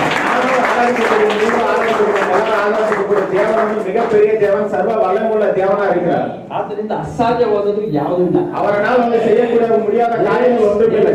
Nothing that is too hard for the Lord. கர்த்தருடைய பார்வைக்கு வந்து எதுவுமே வந்து ரொம்ப கடினமான காரியங்கள் கிடையாது. Luke ಬರೆದ ಸುವಾರ್ತೆ 22ನೇ ಅಧ್ಯಾಯ 37ನೇ ವಚನ. லூக் எழுதின புத்தகம் 22வது அதிகாரம் 37வது வசனம். ಪ್ರವಾದಿಗಳು ಯೇಸು ಸ್ವಾಮಿ ಬಗ್ಗೆ ಎಲ್ಲ ಡೀಟೇಲ್ ಆಗಿ ಬರ್ಕೊಂಡಿದ್ದಾರೆ. தீர்க்கதரிசிகள் வந்து இயேசு சாமியை பத்தி முழுவதுமா வந்து எழுதி வச்சிருக்காங்க. ಯಾಕೆಂದರೆ ಆತನು ಅಪರಾಧಿಗಳಲ್ಲಿ ಒಬ್ಬನಂತೆ ಎಣಿಸಲ್ಪಟ್ಟನು ಎಂದು ಬರೆದಿರುವ ಮಾತು ನನ್ನಲ್ಲಿ ನೆರವೇರಬೇಕಾಗಿದೆ ಎಂದು ನಿಮಗೆ ಹೇಳುತ್ತೇನೆ. ನನ್ನ ವಿಷಯವಾದದ್ದು ಕೊನೆಗಾಣಬೇಕು ಎಂದು ಹೇಳಿದನು. Hallelujah, hallelujah, hallelujah, hallelujah. Yesu ಸ್ವಾಮಿಯ ಜನ್ಮದ ಬಗ್ಗೆ ಪ್ರವಾದನೆ ಹೇಳಿದ್ರು. ಯೇಸು ಸ್ವಾಮಿಯ ಜನ್ಮಕ್ಕೆ ಬಗ್ಗೆ ದೀರ್ಘ ದರ್ಶನ சொன்னாங்க. ಯೇಸು ಸ್ವಾಮಿಯ ಜೀವನದ ಬಗ್ಗೆ, ಆತನ ಜೀವನ ಶೈಲಿಯ ಬಗ್ಗೆ ಪ್ರವಾದನೆ ಬರೆದಿದ್ರು. ಯೇಸು ಸ್ವಾಮಿಯ ಜೀವನ ಬಗ್ಗೆ ದೀರ್ಘ ದರ್ಶನ ಇರುತ್ತೆ. ಯೇಸು ಸ್ವಾಮಿ ಬಂದು ಏನ್ ಮಾಡ್ತಾರೆ ಅಂತ ಪ್ರವಾದನೆ ಬರೆದಿದ್ರು. ಯೇಸು ಸ್ವಾಮಿ வந்து என்ன செய்வார் அப்படின்றது ದೀರ್ಘ ದರ್ಶನ ಇರುತ್ತೆ. ಹೇಗೆ ಮರಣವನ್ನು ಹೊಂತಾರೆ ಅಂತ ಬರೆದಿತ್ತು. ಯೇಸು ಸ್ವಾಮಿ எப்படி மரணத்தை அவர் சந்திப்பார் அப்படின்றது ದೀರ್ಘ ದರ್ಶನ ಇರುತ್ತೆ. ಯೇಸು ಸ್ವಾಮಿ ಎಷ್ಟು ದಿನ ಆದ್ಮೇಲೆ ಪುನರುತ್ಥಾನವಾಗಿ ಎದ್ದು ಬರ್ತಾರೆ ಅನ್ನೋದು ಪ್ರವಾದನೆ ಬರೆದಿತ್ತು. ಯೇಸು ಸ್ವಾಮಿ ಮರುಬಡಿயும் எத்தனை நாள் கழித்து உயிரோடு எழுந்து வருவார் அப்படின்னு ದೀರ್ಘ ದರ್ಶನಗಳು ಒಂದು ಇರುತ್ತೆ. ಪ್ರತಿ ಒಂದೊಂದು ಅಕ್ಷರವನ್ನು ಸಹ ಯೇಸು ಸ್ವಾಮಿ ನೆರವೇರಿಸಿದ್ದಾರೆ. ஒவ்வொரு எழுத்தையும் ஒவ்வொரு வார்த்தையிலும் வந்து ಯೇಸು ಸ್ವಾಮಿ வந்து நிறைவேற்றிருக்கிறார். ಏನಕ್ಕೆ ಇದನ್ನ ಹೇಳಕ್ ಬರ್ತಾ ಇದ್ದೀನಿ? எதுக்கு இத சொல்ல வரேன் அப்படின்னா, even if you don't remember, God will remember what he has spoken. உங்களுக்கு வந்து அது ஞாபகத்துக்கு வரல அப்படின்னா கர்த்தர் வந்து என்ன பேசினார் அப்படின்னு சொல்லும்போது ஞாபகப்படுத்துவார். ದೇವರು ವಾಗ್ದಾನ ಮಾಡಿದ್ರು, கர்த்தர் வாக்குத்தத்தம் பண்ணாரு, ನಿಮಗೆ ವಾಗ್ದಾನ ಮಾಡಿದ್ರು, உங்களுக்கு வாக்குத்தத்தம் பண்ணாரு. ಅವ್ರು ಮಾಡಿರೋ ವಾಗ್ದಾನ ನೀವು ಮರ್ತೋಗ್ಬಿಟ್ಟಿದ್ದೀರಾ. அவர் செஞ்ச வாக்குத்தத்தம் நீங்க மறந்துட்டீங்க. ವಾಗ್ದಾನ ಹೊಂದ್ಕೊಂಡಿರೋ ನೀವು ಮರ್ತೋದ್ರು ಅವ್ರು ಅದನ್ನ ಮರೆಯುವಂತ ದೇವರಲ್ಲ. வாக்குத்தத்தம் பெற்றிருக்கக்கூடிய நீங்க வந்து மறந்து அந்த வாக்குத்தத்தம் கொடுத்த தேவன் வந்து மறக்க மாட்டார். ವಾಗ್ದಾನ ಮಾಡಿದಂತ ದೇವರು ಮಾಡಿರುವಂತ ವಾಗ್ದಾನವನ್ನ ನೆರವೇರಿಸಲು சக்தனாகிதானே, நம்பிக்கைஸ்தனாகிதானே. வாக்குத்தத்தம் பண்ண கர்த்தர் வந்து கண்டிப்பா வாக்குத்தத்தம் பண்ணறத வந்து நிறைவேற்ற சர்வ வல்லமையுள்ள தேவனா இருக்கிறார். ஹalleluya, ஹalleluya, ஹalleluya, ஹalleluya, ஹalleluya, ஹalleluya. ಕೀರ್ತನೆಗಳ ಪುಸ್ತಕ 41ನೇ ಅಧ್ಯಾಯ, ಸಂಗೀತಗಳ எழுதின ಪುಸ್ತಕ 41வது அதிகாரம் 9ನೇ ವಚನ. 9வது ವಚನ. ಯೂದಾಸ್ ಇಸ್ಕರಿಯೋತನು ಯೇಸು ಸ್ವಾಮಿನ ತೋರಿಸಿಕೊಡುವಂತ ಕಾರ್ಯದ ಬಗ್ಗೆ 41ನೇ ಅಧ್ಯಾಯ 9ನೇ ವಚನ ನಾವು ನೋಡ್ತೀವಿ. யூதாஸ் காரியத்தை வந்து இயேசு சாமி வந்து காட்டின ஒரு நிகழ்ச்சி வந்து சங்கீதங்கள் எழுதின புத்தக 41வது அதிகார வசனத்தில் இருக்கு. 41:9. ನಾನು ಯಾವನನ್ನು ನಂಬಿದ್ದೇನೋ, ಯಾವನು ನನ್ನ ಮನೆಯಲ್ಲಿ ಅನ್ನಪಾನಗಳನ್ನು ತೆಗೆದುಕೊಂಡಿದ್ದಾನೋ ಅಂತ ಆಪ್ತ ಸ್ನೇಹಿತನು ನನ್ನ ಕಾಲನ್ನು ಅಡ್ಡ ಹಾಕಿದ್ದಾನೆ. ಅರ್ಥ ಆಯ್ತು ಅನ್ನೋದು. Hallelujah, hallelujah. ಜಕರ್ಯ ಬರೆದ ಪುಸ್ತಕ, ಜಕರ್ಯ ಬರೆದ ಪುಸ್ತಕ 11ನೇ ಅಧ್ಯಾಯ 11வது அதிகாரம் 12ನೇ ವಚನ, 12வது ವಚನ. ವಚನ ಏನ್ ಬರ್ತಿದೆ? ವಚನ என்ன இருக்கு? ಯೇಸು ಸ್ವಾಮಿನ ತೋರಿಸಿಕೊಡೋದಕ್ಕೆ ಇವನು ಎಷ್ಟು ದುಡ್ಡು ಇಸ್ಕೊಂಡ? ಯೇಸು ಸ್ವಾಮಿ வந்து காட்டி கொடுக்கிறதுக்கு வந்து எவ்வளவு பணம் வாங்கணும்? 30 ಬೆಳ್ಳಿ ನಾಣ್ಯ ಅವನು ತಗೊಂಡ. 30 வெள்ளி ಕಾಸು ಅಂತ ವಾಂಗನ. ಅದನ್ನೂ ಸಹ ಅದೇನು ಕೂಡ ಪ್ರವಾದನೆಯಾಗಿ ಹೇಳಿಬಿಟ್ಟಿದ್ದಾರೆ. ದೀರ್ಘ ದರ್ಶನ ವಾಕ್ಯನ சொல்லிருக்காங்க. ಏನಂತ ಬರೆದಿದ್ದಾರೆ? ಓದಿ ನೋಡೋಣ. ಅನಂತರ ನಾನು ನಿಮಗೆ ಸರಿಯಾಗಿ ತೋರಿದರೆ ನನಗೆ ಸಂಬಳವನ್ನು ಕೊಡಿರಿ, ಇಲ್ಲವಾದರೆ ಬಿಡಿರಿ ಅನ್ನಲು ಅವರು 30 ತೊಲಾ ಬೆಳ್ಳಿಯನ್ನು ತೂಗಿ ನನ್ನ ಸಂಬಳಕ್ಕಾಗಿ ಕೊಟ್ಟರು. ಯೇಸು ಸ್ವಾಮಿನ ತೋರಿಸಿಕೊಡಕ್ಕೆ ಯೂದಾಸ್ ತಗೊಂಡಿದ್ದು ಎಷ್ಟು ನಾಣ್ಯ? யூதாஸ் காரியத்தை வந்து இயேசு சாமி காட்டி கொடுத்துவான். எத்தனை வெள்ளி காசு? 30 வெள்ளி நாಣ್ಯ. 30 வெள்ளி ಕಾಸು. ಯೇಸು ಸ್ವಾಮಿ ಬರೋದಕ್ಕೆ, ಯೇಸು ಸ್ವಾಮಿನ ಹುಟ್ಟಕ್ಕೆ ಮುಂಚೆನೆ ಅವ್ರ ಬಗ್ಗೆ ಪ್ರವಾದನೆ ಹೇಳಿದ್ದಾರೆ, ಅದು ನೆರವೇರಿತು. ಯೇಸು ಸ್ವಾಮಿ வந்து பிறக்கவே இல்ல, அவர் பிறக்கிறதுக்கு முன்னாடி அவரை பத்தி தீர்க்க தரிசனமா சொல்லிருக்காங்க. ಅದೇ ಜಕರ್ಯ ಬರೆದ ಪುಸ್ತಕ 11ನೇ ಅಧ್ಯಾಯ 13ನೇ ವಚನದಲ್ಲಿ ನಾವೇನ್ ನೋಡ್ತೀವಿ? ಅದೇ ಜಕರ್ಯ ಬರೆದ ಪುಸ್ತಕ 16வது அதிகாரம் 13வது ವಚನ. ಏನನ್ನ ಪರ್ಚೇಸ್ ಮಾಡಿದ್ರು, ಏನನ್ನ ಕೊಂಡುಕೊಂಡ್ರು ಆ ದುಡ್ಡಲ್ಲಿ ಅಂತ ನಾವು ನೋಡಬಹುದು. அந்த 30 வெள்ளி காசு எடுத்து என்னென்ன வாங்குனாங்க அப்படின்னு சொல்லி ಅದನ್ನ பார்க்கலாம். ಆ ವಚನ ಏನು ಅರ್ಥ ಅಂತ ಹೇಳ್ತೀನಿ. அந்த ವಚನ என்னன்னு அர்த்தம் சொல்றேன். 30 ನಾಣ್ಯ ಯೂದಾಸ್ ಇಸ್ಕರಿಯೋತಕ್ಕೆ ಕೊಟ್ಟರು. 30 வெள்ளி காசு வந்து யூதாஸ் காரியத்துக்கு கொடுத்தாங்க. ತೋರಿಸ್ಕೊಡಕ್ಕೆ ಯಾರು ಕಾಟಿ கொடுத்துருக்கு? ಯೇಸು ಸ್ವಾಮಿನ ತೋರಿಸ್ಕೊಡಕ್ಕೆ. ಯೇಸು ಸ್ವಾಮಿ ಕಾಟಿ கொடுத்துருக்கு. ಯೇಸು ಸ್ವಾಮಿನ ತೋರಿಸ್ಕೊಟ್ಟ. ಯೇಸು ಸ್ವಾಮಿ ಕಾಟಿ கொடுத்துட்டான். ಹೋದ, போனா. ಅಂತ ಆಯ್ತು. ಮನಸ್ಸು ಒಂದು ಅವನಿಗೆ ಪ್ರಧಾನ ಯಾಜಕರಿಗೆ ಹೋಗಿ ವಾಪಸ್ ಕೊಡ್ತಾನೆ, ದುಡ್ಡು ತಗೊಂಡ್ರಿ ಬೇಡ ನನ್ಗೆ ಇದು ಅಂತ ಹೇಳ್ತಾರೆ. ಪ್ರಧಾನ ಆಶ್ಚರ್ಯ ಪೋಯಿಂದ ವಾಪಸ್ ನೀನಾಯ್ತು ನೀನ್ ತೋರ್ಸ್ಕೊಟ್ಟಿದ್ರೆ ನೀನಾಯ್ತು ನೀನ್ ದುಡ್ಡು ಹಾಕಿ ತಗೊಂಡು ಹೋಗಿ ಏನ್ ಬೇಕಾದ್ರೆ ಬಂದು ಬಿಸಾಕೊಂಡು ಹೋಗ್ತಾ ಹೋಗಿ ಏನಾದ್ರು ಮಾಡ್ಕೋ. ನೀನಾಚಿ ನೀ வந்து காண்பிச்சு கொடுத்தனாச்சு நீயாச்சு பணமாச்சு நீயாச்சு போடுன்னு ಬಿಸಾಕೊಂಡು ಹೋಗ್ತಾರೆ. அவன் என்ன பண்றான் அப்படின்னு தேவாலயத்துல ಕೊಟ್ಟು போறான். ಪ್ರಧಾನ ಯಾಜಕರು ಏನ್ ಮಾಡ್ತಾರೆ, ಪ್ರಧಾನ ಆಚಾರ್ಯರು என்ன பண்றாங்க, ಆ ದುಡ್ಡನ್ನು ತೆಗೆದು அந்த பணத்தை எடுத்து ಹೋಗಿ ಒಂದು ಕುಂಬಾರನ ಒಂದು ಸ್ಥಳವನ್ನ ಖರೀದಿ ಮಾಡ್ತಾರೆ, ಅಲ್ಲೇ ತಗೊಂಡೋಗಿ ಹಾಕೋದು. அந்த பணத்தை எடுத்து போயிட்டு அந்த கோயிலோட இடத்த வந்து மதிப்பு கொடுத்து அதை வந்து வாங்குறாங்க. அது ಅರ್ಥ ಆಗ್ತದೆ ಅರ್ಥ ಆಗ್ತಾ ಇಲ್ಲ, ಅರ್ಥವಲ್ಲ.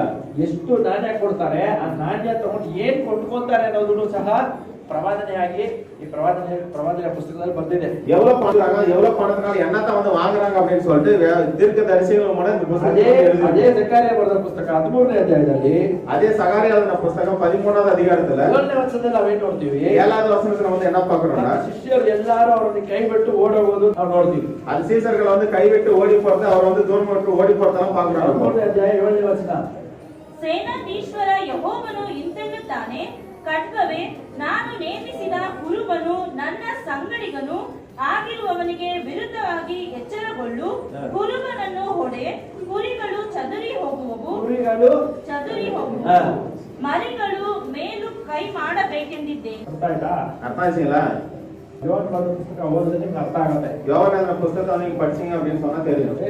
ಯೇಸು ಸ್ವಾಮಿ ಕುರುಬನಾಗಿದ್ದಾರೆ. ಯೇಸು ಸ್ವಾಮಿ ಒಂದು ಕುರುಬನ ಇರುತ್ತಾರೆ. ಶಿಷ್ಯರೆಲ್ಲ ಕುರಿಗಳಾಗಿದ್ದಾರೆ. ಯೇಸು ಸ್ವಾಮಿ ಸೀಸರ್ಗಳು ಒಂದು ಆಡುಗಳು ಇರುತ್ತಾರೆ. ಯೇಸು ಸ್ವಾಮಿಗೆ ವಿರೋಧವಾಗಿ ಸುಳ್ಳು ಸಾಕ್ಷಿಗಳು ಇದ್ದಾರೆ. ಯೇಸು ಸ್ವಾಮಿಗೆ ವಿರೋಧವಾಗಿ ಪೊಯ್ ಸಾಕ್ಷಿಗಳು ಇರುತ್ತಾರೆ. ಆ ಪ್ರವಾದನೆಯನ್ನು ಬರೆದಿದೆ. 35ನೇ ಅಧ್ಯಾಯ 11ನೇ ವಚನ ಕೀರ್ತನೆಗಳ ಪುಸ್ತಕ.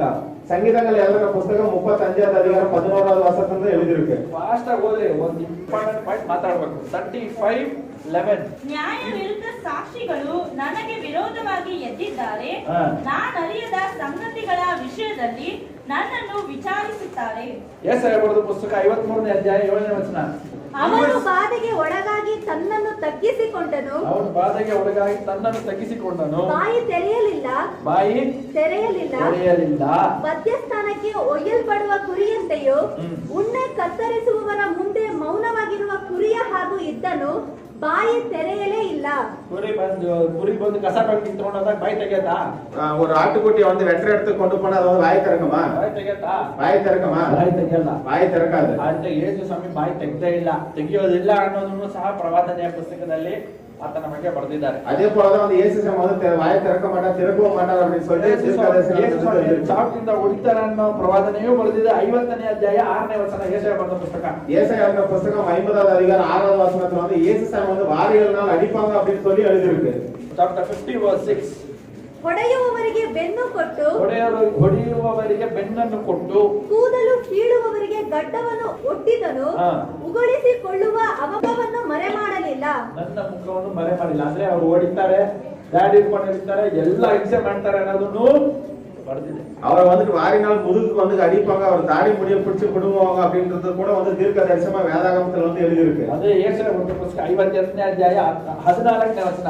ಅವನ ಮುಖವು ಸಕಲ ಮನುಷ್ಯರ ಮುಖಕ್ಕಿಂತಲೂ, ಅವನ ರೂಪವು ಎಲ್ಲ ನರ ಜನ್ಮದವರ ರೂಪಕ್ಕಿಂತಲೂ ವಿಕಾರವಾಗಿರುವುದನ್ನು ನೋಡಿ ಅನೇಕರು ಹೇಗೆ ಅವನಿಂದ ಬೆದರಿ ಬಿದ್ದರೋ. ಅರ್ಥ ಆಗ್ತಾ ಇದೆಯಾ? ಅರ್ಥ ಆಗಿಲ್ಲ.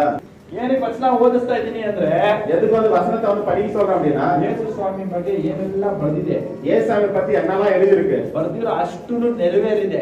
எழுதின ஒவ்வொன்றும் வந்து நிறைவேறிருக்கு. ಈ ಪುಸ್ತಕ ಸತ್ಯ ಪುಸ್ತಕ. இந்த புத்தகம் வந்து சத்திய புத்தகம். ಬರೆದಿರುವಂತ ಒಂದೊಂದು ವಚನವು ಸತ್ಯವಾಗಿದೆ ಅಂತ ಹೇಳಕ್ ಬರ್ತಾ ಇದೆ. இந்த வேதாகமத்தில் எழுதிರುವ ஒவ்வொரு ವಾಕ್ಯಮಾನದು ನೆರವೇರಿರುವುದನ್ನು சொல்லலாம். ಇದು ನ್ಯೂಸ್ ಪೇಪರ್ ಅಲ್ಲಿ, ಮ್ಯಾಗಝಿನ್ ಅಲ್ಲಿ ಕಟ್ಟುಕತೆ ಬಿಡ್ತಾರಲ್ಲ, ಬಂಡಲ್ ಬಿಡ್ತಾರಲ್ಲ, ಆ ತರ ಒಂದು ಕಟ್ಟುಕತೆಯ ಪುಸ್ತಕ ಅಲ್ಲ, ಆ ರೀತಿಯಾದ ಕಟ್ಟುಕತೆಯ ಒಂದು ವಿಷಯ ಅಲ್ಲ. இது வந்து செய்தி பத்திரிகைகள் வர மாதிரி வந்து கட்டுக்கதைகள் வந்து எதுவுமே கிடையாது. fairy tale, it is not a story, it is reality. இது வந்து எந்த ஒரு கட்டுக்கதைகளும் கிடையாது, எந்த ஒரு சொந்த செய்திகளும் கிடையாது. இது வந்து ஒவ்வொன்றும் வந்து நடந்து நிறைவேறின வார்த்தைகள். 53:2 53வது அதிகாரம் 2வது வசனம். ಒಣನೆಲದೊಳಗೆ ಬೇರಿನಿಂದ ಹೊರಡುವ ಅಂಕುರದಂತೆಯೂ ಬುಡದಿಂದ ಒಡೆಯುವ ಚಿಗುರಿನ ಹಾಗೂ ಅವನು ಯೆಹೋವನ ದೃಷ್ಟಿಯಲ್ಲಿ ಬೆಳೆದನು. ಯೇಸು ಸ್ವಾಮಿಯನ್ನು ಒಬ್ಬ ಕೈದಿಯಂತೆ ಶಿಲುಬೆ ಮೇಲೆ ಹಾಕ್ತಾರನ್ನೋ ವಚನ 53ನೇ ಅಧ್ಯಾಯ 12ನೇ ವಚನದಲ್ಲಿ ನಾವು ನೋಡ್ತೀವಿ. ಇಷ್ಟು ವಚನ ಓದಿಸ್ತಾ ಇದ್ದೀನಿ. எதுக்கு வந்து இத்தனை வசனத்தை வந்து படிக்க வைக்கிறோம்னா ಯೇಸು ಸ್ವಾಮಿ ಸತ್ಯವಾದ ದೇವರು ಅಂತ ಹೇಳೋದಕ್ಕೆ ನಾನು ಹೇಳ್ತಾ ಇದ್ದೀನಿ. இயேசு சாமி சத்தியமான தேவன் அப்படின்னு சொல்ல வரது இந்த வசனத்தெல்லாம் படிக்க சொல்றேன். God is real. கர்த்தர் வந்து உண்மையானவர். Jesus is real. இயேசு சாமி உண்மையானவர். His power is real. அவருடைய சக்தி உண்மையானது. His blood is real. அவருடைய ரத்தம் உண்மையானது. Hallelujah. Hallelujah. ಕೀರ್ತನೆ 22:16. ಸಂಗೀತಗಳ ಪುಸ್ತಕ 22:16. ಯೆಶಾಯ ಬರೆದ ಪುಸ್ತಕ 53:5. ಇನ್ನೊಂದು ಒಂದು ಯೆಶಾಯನ ಪುಸ್ತಕ 53:5. ಯೇಸು ಸ್ವಾಮಿಯ ಹಸ್ತದಲ್ಲಿ ಪಾದದಲ್ಲಿ ಬಳೆ ಹೊಡೆಯಲ್ಪಡುತ್ತೆ ಅಂತ ಇರುವಂತ ವಚನ. ಯೇಸು ಸ್ವಾಮಿಯ ಕರங்களிலும் அவருடைய கால்களில் வந்து ஆணிகளால் வந்து அடிக்கப்படுவார் அப்படின்னு சொல்லக்கூடிய வசனங்கள். ನಿದ್ರೆ ಮಾಡ್ತಾ ಇಲ್ಲ ಅನ್ನೋರು ಹalleluya. ನಾಯಿಗಳು ನನ್ನನ್ನು ಸುತ್ತಿಕೊಂಡಿವೆ, ದುಷ್ಟರ ಗುಂಪು ನನ್ನನ್ನು ಆವರಿಸಿಕೊಂಡಿದೆ, ನನ್ನ ಕೈಕಾಲುಗಳನ್ನು ತಿವಿದಿದ್ದಾರೆ. ಓದಿ ಯೆಶಾಯ 53:5 ಓದಿ. ನಮ್ಮ ದ್ರೋಹಗಳ ದೆಸೆಯಿಂದ ಅವನಿಗೆ ಗಾಯವಾಯಿತು, ನಮ್ಮ ಅಪರಾಧಗಳ ನಿಮಿತ್ತ ಅವನು ಜಜ್ಜಲ್ಪಟ್ಟನು, ನಮಗೆ ಸುಕ್ಷೇಮವನ್ನುಂಟು ಮಾಡುವ ದಂಡನೆಯನ್ನು ಅವನು ಅನುಭವಿಸಿದನು. ಅದೇ ಕೀರ್ತನೆಗಳ ಪುಸ್ತಕ 22ನೇ ಅಧ್ಯಾಯ 7ನೇ ವಚನದಲ್ಲಿ ನೋಡ್ತೀವಿ. ನನ್ನನ್ನು ನೋಡುವವರೆಲ್ಲರೂ ಹಾಸ್ಯ ಮಾಡುತ್ತಾರೆ, ಅವರು ಓರೆ ತುಟಿ ಮಾಡಿ ತಲೆ ಆಡಿಸುತ್ತಾ ಯೆಹೋವನು ತನ್ನನ್ನು ರಕ್ಷಿಸುವನೆಂದು ಆತನಲ್ಲಿ ಭರವಸವಿಟ್ಟಿದ್ದಾನಲ್ಲ, ಆತನು ಇವನನ್ನು ಮೆಚ್ಚಿದ್ದಾದರೆ ರಕ್ಷಿಸಲಿ ಎಂದು ಹೇಳುತ್ತಾರೆ. ಯೇಸು ಸ್ವಾಮಿ ಸಿಲುವೆ ಮೇಲೆ ಇದ್ದಾಗ ಈ ಪ್ರಶ್ನೆನ ಕೇಳಿದ್ರು, ಈ ಪ್ರಶ್ನೆನ ಹಾಕಿದ್ರು. ಯೇಸು ಸ್ವಾಮಿ ಒಂದು ಸಿಲುವೆಯಲ್ಲಿ ಒಂದು ಇರக்கூடிய அந்த ಸಮಯದಲ್ಲಿ ಒಂದು இந்த கேள்வியை வந்து கேட்டாங்க. ಯೇಸು ಸ್ವಾಮಿನ ಪ್ರಶ್ನೆ ಕೇಳಿದ್ರು, ದೇವಕುಮಾರನಾಗಿದ್ರೆ ದೇವ್ರನ್ನ ಕರಿ, ನೀನು ಬಾ, ನನ್ನನ್ನು ಕಾಪಾಡು, ಇಳಿದು ಬಾ, ನಾವು ನಂಬ್ತೀವಿ ಅಂತ ಹೇಳಿದ್ರು. நீ தேவனுடைய குமாரனா இருந்தா தந்தை தேவனை கூப்பிடு, உன்னைய வந்து விடுதலை பண்ணிக்க, என்னைய வந்து விடுதலை பண்ணி 22:8 ನಾವು ನೋಡ್ತೀವಿ. 22:7 ನಾವು ಅದನ್ನ பார்க்கிறோம். 22:18 ನಾವು ಏನ್ ನೋಡ್ತೀವಿ? 22வது அதிகாரம் 18 வந்து நம்ம என்ன பார்க்கிறோம்? ನನ್ನ ಮೇಲ್ಹೊದಿಕೆಯನ್ನು ತಮ್ಮಲ್ಲಿ ಪಾಲು ಮಾಡಿಕೊಳ್ಳುತ್ತಾರೆ, ನನ್ನ ಅಂಗಿಗೋಸ್ಕರ ಚೀಟು ಹಾಕುತ್ತಾರೆ. 69:21 ಕಾಡಿಯನ್ನು ಕೊಡ್ತಾರೆ ಕುಡಿಯೋದಕ್ಕೆ. 69வது அதிகாரத்துல வந்து பாருங்க. ಕೀರ್ತನೆ 69:21. ಸಂಗೀತಗಳ ಪುಸ್ತಕ 69வது அதிகாரம் 21வது ವಚನ. ನನಗೆ ಉಣ್ಣುವುದಕ್ಕೆ ಕಹಿಯಾದ ವಸ್ತುವನ್ನು, ಬಾಯಾರಿದಾಗ ಹುಳಿತ ದ್ರಾಕ್ಷಿ ರಸವನ್ನು ಕೊಟ್ಟರು.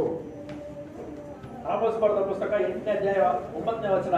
ಆಮೋಸ್ ಪುಸ್ತಕ 8வது அதிகாரம் 9வது ವಚನ. ಯೇಸು ಕ್ರಿಸ್ತನ ಮರಣದಲ್ಲಿ ಇಡೀ ಭೂಲೋಕವು ಕತ್ತಲೆಯಿಂದ ತುಂಬಿತ್ತು, ಹಾಗೂ ಕತ್ತಲೆ ಈ ಲೋಕವನ್ನು ಆವರಿಸಿತು. ಯೇಸು ಸ್ವಾಮಿಯ ಮರಣದ ಸಮಯದಲ್ಲಿ இந்த உலகத்தை வந்து ஒரு இருள் வந்து சூழ்ந்து கொண்டது. ವಚನನೆಲ್ಲ ಮನೆಯಲ್ಲಿ ಬರೆದಿಟ್ಕೊಂಡು ಹೋಗಿ ಧ್ಯಾನ ಮಾಡ್ರಿ. கொடுத்த எல்லா வசனத்தையும் எழுதி வச்சு வீட்டுல போய் படிச்சு தியானம். 8:9. 8வது அதிகாரம் 9வது வசனம். And it shall come to pass in that day, says the Lord God, that I will make the sun go down at noon, and I will darken the earth in broad daylight. ಕೀರ್ತನೆ 22:1. ಸಂಗೀತಗಳ ಪುಸ್ತಕ 22:1வது ವಚನ. ಯೇಸು ಸ್ವಾಮಿಯನ್ನ ತಂದೆಯಾದ ದೇವರು ಕೈ ಬಿಡುವಂತ ಒಂದು ವಚನ. ಯೇಸು ಸ್ವಾಮಿ ಒಂದು ತಂದೆಯಾದ ದೇವರನ್ನು ಒಂದು ಕೈ ಬಿಡக்கூடிய ಒಂದು ವಚನ. ನನ್ನ ದೇವರೇ, ಯಾಕೆ ನನ್ನನ್ನು ಕೈ ಬಿಟ್ಟಿದ್ದಿ? ಕೀರ್ತನೆ 22:14. ಸಂಗೀತಗಳ ಪುಸ್ತಕ 22வது அதிகாரம் 14வது வசனம். ಯೇಸು ಸ್ವಾಮಿಯ ಹೃದಯ ಎದೆ ಬಡಿತ ನಿಂತು ಹೋಗುವಂತ ಕಾರ್ಯ. ಯೇಸು ಸ್ವಾಮಿயோட அந்த இதய துடிப்பு வந்து நின்னு போகக்கூடிய காரியம். ನಾನು ಹೊಯ್ಯಲ್ಪಟ್ಟ ನೀರಿನಂತಿದ್ದೇನೆ, ನನ್ನ ಎಲುಬುಗಳೆಲ್ಲ ಸಡಲಿ ಹೋಗಿವೆ, ನನ್ನ ಗುಂಡಿಗೆ ಮೇಣದಂತೆ ನನ್ನಲ್ಲಿ ಕರಗಿ ಹೋಗಿದೆ, ನನ್ನ ಶಕ್ತಿಯು ಬೋಕಿಯ ಹಾಗೆ ಒಣಗಿ ಹೋಗಿದೆ. ಜಕರ್ಯ 12:10. சகரியா புத்தகம் 12வது அதிகாரம் 10வது வசனம். ಫಸ್ಟ್ ಪ್ರಾಣ ಹೋಗ್ಬೇಕು. முதல்ல வந்து ஜீவன் போணும். ಪ್ರಾಣ ಹೋದ್ರೇ ಹೃದಯನ ಈಟಿಯಿಂದ ಚುಚ್ಚಕ್ಕಾಗದು. உயிர் போனா மட்டும் இருதயத்தை வந்து ஈட்டினால சுத்த முடியும். ದಾವೀದ ವಂಶದವರಲ್ಲಿಯೂ ಯೆರೂಸಲೇಮಿನವರಲ್ಲಿಯೂ ದೇವರ ದಯೆಯನ್ನು ಹಂಬಲಿಸಿ ಬೇಡುವ ಭಾವವನ್ನು ಸುರಿಸುವೆನು. ತಾವು ಇರಿದವನನ್ನು ದಿಟ್ಟಿಸಿ ನೋಡುವರು, ಇದ್ದೊಬ್ಬ ಮಗನನ್ನು ಕಳೆದುಕೊಂಡಂತೆ ಅವನಿಗಾಗಿ ಗೋಳಾಡುವರು. ಚೊಚ್ಚಲ ಮಗನ ವಿಯೋಗಕ್ಕೋಸ್ಕರ ದುಃಖಪಟ್ಟಂತೆ ಅವನಿಗಾಗಿ ದುಃಖಿಸುವರು. ಅರ್ಥ ಆಯ್ತಾ? ಅರ್ಥ ಆಗಿಲ್ಲ? ಅರ್ಥ ಆಗಿಲ್ಲ, ಅರ್ಥ ಆಗಲಿಲ್ಲ. ಕೀರ್ತನೆ 34:20. ಸಂಗೀತಗಳ ಪುಸ್ತಕ 34வது அதிகாரம் 20வது வசனம். ಯೇಸು ಸ್ವಾಮಿಯ ಒಂದು ಮೂಲೆಯೂ ಒಡೆದೋಗಿಲ್ಲ, ಯಾವುದು ಜಜ್ಜಲ್ಪಟ್ಟಿಲ್ಲ. There were no bones that were broken in his body. ಯೇಸು ಸ್ವಾಮಿயோட உடம்புல இருக்கக்கூடிய எந்த ஒரு எலும்புகளும் வந்து நொறுக்கப்படல அப்படின்னு சொன்னதை பார்க்கிறோம். 34:20 ಕೀರ್ತನೆ.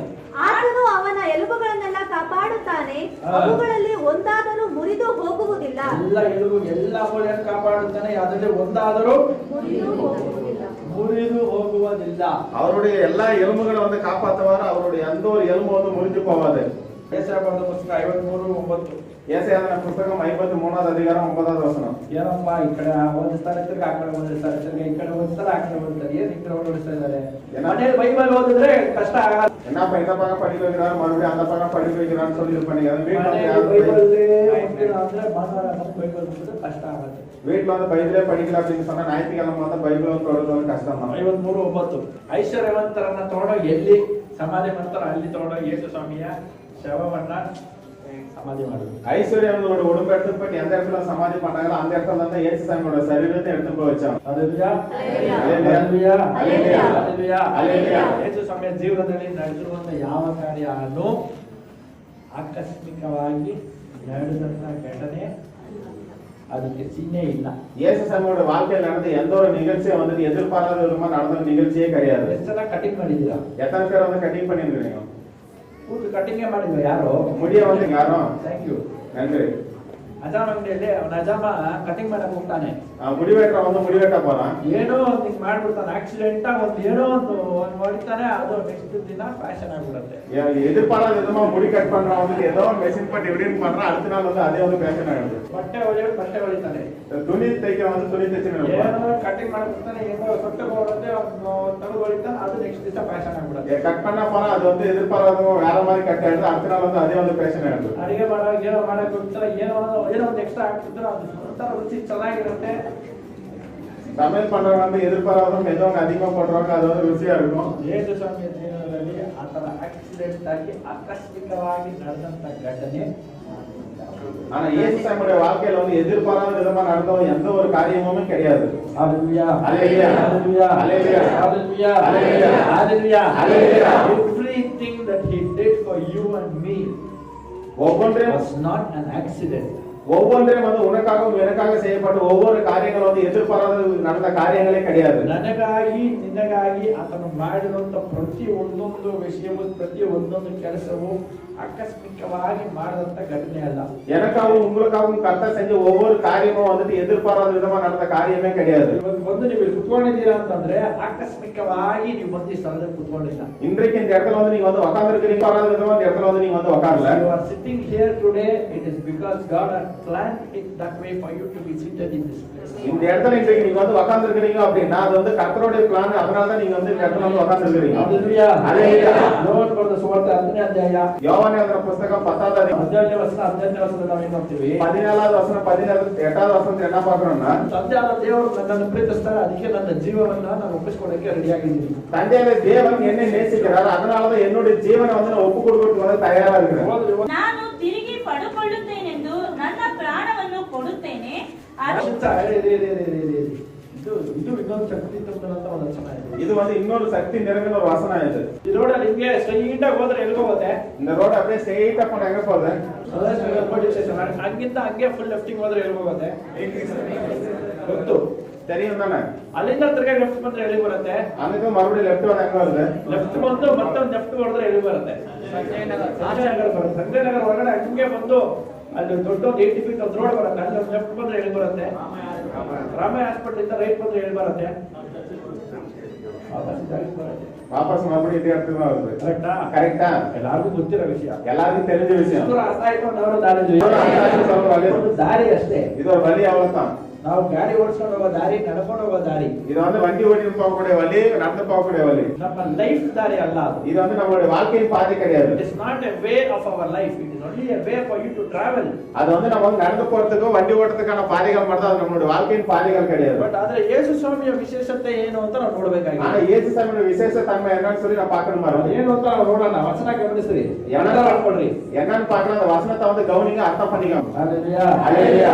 ಯೇಸು ಸ್ವಾಮಿಗೆ ತನ್ನ ವಾಪಸ್ ನಾನು ಪಡ್ಕೊಂತೀನಿ ಅನ್ನೋದು ಗೊತ್ತು. ஆனா இயேசு சாமிக்கு என்னோட ஜீவனை நான் வந்து மறுபடியும் பெற்றிருப்போம் அப்படின்னு சொல்லி தெரியும். He knew that he is going to take back his life. அவர் இயேசு சாமி நல்லா தெரியும், தன்னோட ஜீவனை வந்து மறுபடியும் நான் எடுத்துப்போம் அப்படின்னு சொல்லி அவருக்கு தெரியும். ಯೇಸು ಸ್ವಾಮಿಗೆ ರಾಮಯ್ಯ ಸಿಗ್ನಲ್ ಇಂದ ಮುಂದಕ್ಕೆ ಹೋದ್ರೆ ಸದಾಶಿವನಗರ ಬರುತ್ತೆ, ಮೇಕ್ರಿ ಸರ್ಕಲ್ ಬರುತ್ತೆ, ಸಂಜಯ್ ನಗರ್ ಬರುತ್ತೆ, ತಿರ್ಗಾ ವಾಪಸ್ ಬರುತ್ತೆ ಅಂತ ಅವ್ರಿಗೆ ಗೊತ್ತು. இயேசு சாமிக்கு நல்லா தெரியும், ஸ்ட்ரைட்டா வந்து நாங்க வந்து சதாசிவனர் சிக்னல் வரும், மேக்ரி சர்க்கிள் வரும், சஞ்சய் நகர் வரும், மறுபடியும் இந்த ராம ஹாஸ்பிட்டல் வரும் தெரியும். Jesus is not God only when you are alive. He knows your afterlife as well. அவர் வந்து ஒரு ஜீவனோட இருக்கக்கூடிய சமயத்துல மட்டும் அவர் வந்து தேவன் கிடையாது, அதுக்கு ஆன பிறகும் கூட அவர் வந்து தேவனா இருக்கிறார். Hallelujah. Hallelujah. He not only thinks about your life on this earth, he thinks about your life after your time on this earth.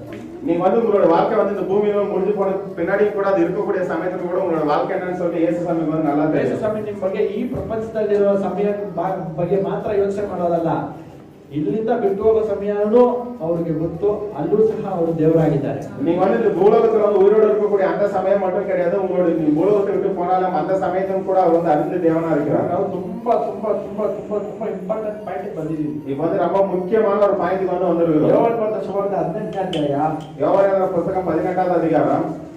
ಇಲ್ಲಿ ಯೇಸು ಸ್ವಾಮಿನೇ ನಮಗಾಗಿ ಬಲಿಯಾಗುವಂತ ಆ ಯಜ್ಞದ ಕುರಿಮರಿ. இங்க வந்து இயேசு சாமி நமக்காகவே வந்து பலியிடக்கூடிய அந்த ஒரு ஆட்டுக்கு இடவா இருக்கிறார். ಯೂದಾಸ್ ಅಲ್ಲ ನಮಗಾಗಿ ಸತ್ತಿರುವಂತ ಬಲಿಯಾದ ಕುರಿಮರಿ. இங்க வந்து யூதாஸ் அல்ல நமக்காக பலியான அந்த ஆட்டுக்குட்டி. ಯೂದಾಸ್ ಇಲ್ಲ, யூதாஸ் கிடையாது. ಯೇಸು ಸ್ವಾಮಿನೇ ನಮಗಾಗಿ ಪ್ರಾಣ ಬಿಟ್ಟಿರುವಂತ ಆ ಯಜ್ಞದ ಕುರಿಮರಿ. இயேசு சாமி தான் தனக்காக ஜீவனுக்கு ஒரு பலியா கொடுத்த அந்த ஒரு ஆட்டுக்குட்டி. ಇವಾಗ ಇಲ್ಲಿ ಯೂದಾಸ್ ಇಸ್ಕರಿಯೋತ್ ಯೇಸು ಸ್ವಾಮಿನ ಹೇಗೆ ತೋರಿಸ್ಕೊಡಕ್ಕೆ ಮಾತಾಡ್ಕೊಂಡಿದ್ದಾನೆ? இங்க வந்து யூதாஸ் காரியத்தை இயேசு சாமி காட்டி கொடுக்கிறது அவர் எந்த மாதிரி பேசிட்டு இருக்கிறான்? ಏನ್ ಕೊಟ್ಟು ತೋರಿಸ್ಕೊಡಕ್ಕೆ ರೆಡಿ ಆಗಿದ್ದಾನೆ? எதோ கொடுத்து காட்டி கொடுத்து தயாராகிறான். ಏನ್ ಕೊಟ್ಟು? எதோ கொடுத்து ಹತ್ತಿರದಲ್ಲಿರೋರು ಮುಂದೆ ಕೊಡ್ತಾರ, ದೂರದಲ್ಲಿರೋರು ಮುಂದೆ ಕೊಡ್ತಾರ? பக்கத்துல இருக்கிறவங்க மொத்தம் கொடுப்பாங்க, தூரமா இருக்கிறவங்க மொத்தம் கொடுப்பாங்க. ಹತ್ತಿರದಲ್ಲಿರೋರೇ ಮುತ್ಕೊಡೋದು. பக்கத்துல இருக்கிறவங்க அவங்க மொத்தம் கொடுப்பாங்க. ಹತ್ತಿರದಲ್ಲಿರೋರು ಮಾತ್ರನೇ ಮುತ್ಕೊಡಕ್ಕೆ ಸಾಧ್ಯ, ಅವ್ರಿಗೆ ಮಾತ್ರನೇ ಆ ಸ್ಪೇಸ್. பக்கத்துல இருக்கிறவங்க மட்டும்தான் மொத்தம் கொடுக்க முடியும், ஆனா அவங்க தான் அது இடைப்பட்ட அந்த இடம் இருக்கு. ಅರ್ಥ ಆಗ್ತದೆ? ಅರ್ಥ ಆಗ್ತದೆ? ಅರ್ಥ ಆಗುದಿಲ್ಲ? ಅವನು ಮಾತಾಡೋರ ಹತ್ರ ಅಗ್ರಿಮೆಂಟ್ ಮಾಡ್ಕೊಂಡವನೆ. அவன் வந்து பேசக்கூடிய அவங்க கூட வந்து அக்ரிமெண்ட் பண்ணிருக்கிறான். ಏನಂತ ಅಗ್ರಿಮೆಂಟ್ ಮಾಡ್ಕೊಂಡವನೆ? என்னென்ன அக்ரிமெண்ட் ನಾನು பண்ணிருக்கிறான்? ಅಲ್ಲಿಗೆ ಹೋಗ್ತೀನಿ, நான் இப்படி போறேன்.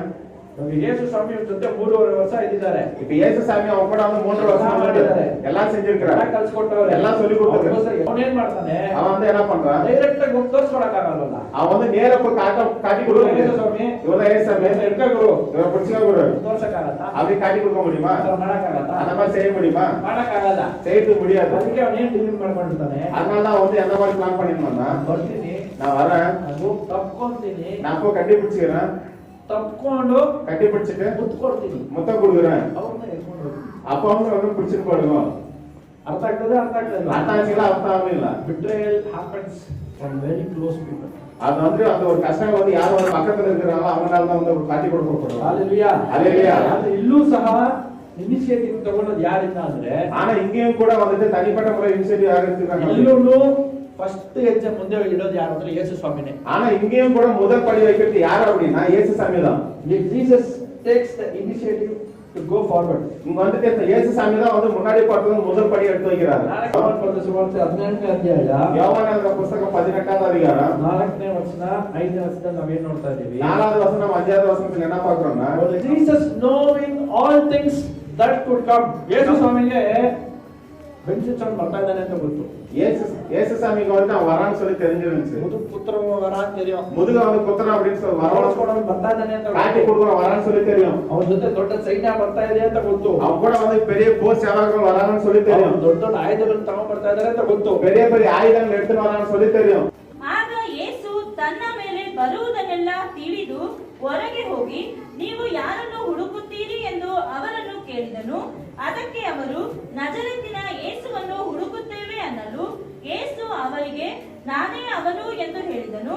ಆತನನ್ನು ಹಿಡುಕೊಡುವ ಯೂದನು ಸಹ ಅವರ ಸಂಗಡ ನಿಂತಿದ್ದನು. ಇದು ಯಾರು ಪರ್ಸನಲ್ ಆಗಿ ತಗೊಂಡ್ಬಾರ್ದು. இத வந்து யாரும் வந்து பர்சனலா வந்து எடுத்துக்காதீங்க. ಪರ್ಸನಲ್. அத வந்து தனிப்பட்ட முறையில் உங்களுக்கு தான் அப்படின்னு சொல்லி பர்சனலா எடுத்துக்காதீங்க. Nobody here is taken as an example for this. இங்க இருக்கிறவங்க யார் இங்க இருக்கிறவங்க யாரும் வந்து இதுக்கு உதாரணம் வந்து ஒப்பிட்டு யாரும் எடுத்துக்காதீங்க. ಹಿಡ್ಕೊಂತಾರೆ ಅನ್ನೋ ವಿಷಯ ಗೊತ್ತು. வந்து பிடிக்கிறாங்க அப்படின்ற விஷயம் தெரியும். ಫೋರ್ಸ್ ಕೊಡ್ತಾ ಇದ್ದಾನೆ ಅನ್ನೋ ವಿಷಯ ಗೊತ್ತು. காட்டி கொடுக்குறான் அப்படின்னு சொல்ற விஷயமும் தெரியும். ಅರೆಸ್ಟ್ ಮಾಡ್ತಾರೆ ಅನ್ನೋ ವಿಷಯ ಗೊತ್ತು. கைது பண்றாங்க அப்படின்ற விஷயமும் தெரியும். ಎಲ್ಲಾನು ಗೊತ್ತಿದ್ದು இது எல்லாமே தெரிஞ்சிருந்தோம். ನಮ್ಮಲ್ಲಿ ಯಾರಾದ್ರೂ ಇದ್ದೀವಾ? நம்மள யாரும் இருக்கிறீங்களா? ಅರೆಸ್ಟ್ ಮಾಡಕ್ ಬಂದಿರ್ತಾರೆ. போலீஸ் வந்து கைது பண்ணதுக்கு வராங்க. ನಾವು ಹೋಗಿ ನಿಂತ್ಕೊಂಡು, நான் போய் நின்னு ಯಾರು ಬೇಕಪ್ಪ? யார் வேணும்பா? ನಿಮ್ಮನ್ನ ಅರೆಸ್ಟ್ ಮಾಡಕ್ ಬಂದಿರೋರು. உங்களோட கைது பண்ண வந்திருக்கிறது. ಹೋಗಿ ಕೇಳ್ತೀವಾ? போய் கேக்குறோமா? ಏನೋ ಒಂದು ತೊಂದರೆ ಬರುತ್ತೆ. ஏதோ ஒரு பிரச்சனை வருது. ತೊಂದರೆ ಮಾಡೋರು ಬಂದಿದ್ದಾರೆ, ಮನೆ ಮುಂದೆ ಬಂದು ನಿಂತ್ಕೊಂಡಿದ್ದಾರೆ. அந்த தொந்தரவு பண்ணாங்க, வீட்டு முன்னாடி வந்து நின்னுறாங்க. ಹೋಗಿ ನಿಂತ್ಕೊಂಡು ನಾವು ಕೇಳ್ತೀವಾ? போய் நின்னு நம்ம கேக்குறோம். ಯಾರು ಬೇಕು ಸರ್? யார் வேணும் சார்? ನಾವೇನ್ ಮಾಡ್ತೀವಿ? நம்ம வந்து என்ன பண்றோம்? ಮನುಷ್ಯರಾಗಿರೋ ನಾವೇನ್ ಮಾಡ್ತೀವಿ? மனுஷனுக்கு நம்ம வந்து என்ன பண்றோம்? ಯಾರನ್ನಾದ್ರೂ ಬಿಟ್ಟು ಕಳಿಸ್ತೀವಿ. வேற யாரನ್ನ அனுப்பி கொடுப்போம். ಹೋಗಿ ಕೇಳು, போய் கேளு, ಯಾರ್ ಬೇಕಂತೆ ಅಂತ ಕೇಳು, யார் வேணும்னு சொல்லி கேளு, ಏನ್ ಬೇಕಂತೆ ಅಂತ ಕೇಳು, என்ன வேணும்னு சொல்லி கேளு. But here, ஆனா இங்க Jesus is so willing to die and he wants to express his love towards you in such a great manner that he is even ready to go ask, who are you looking?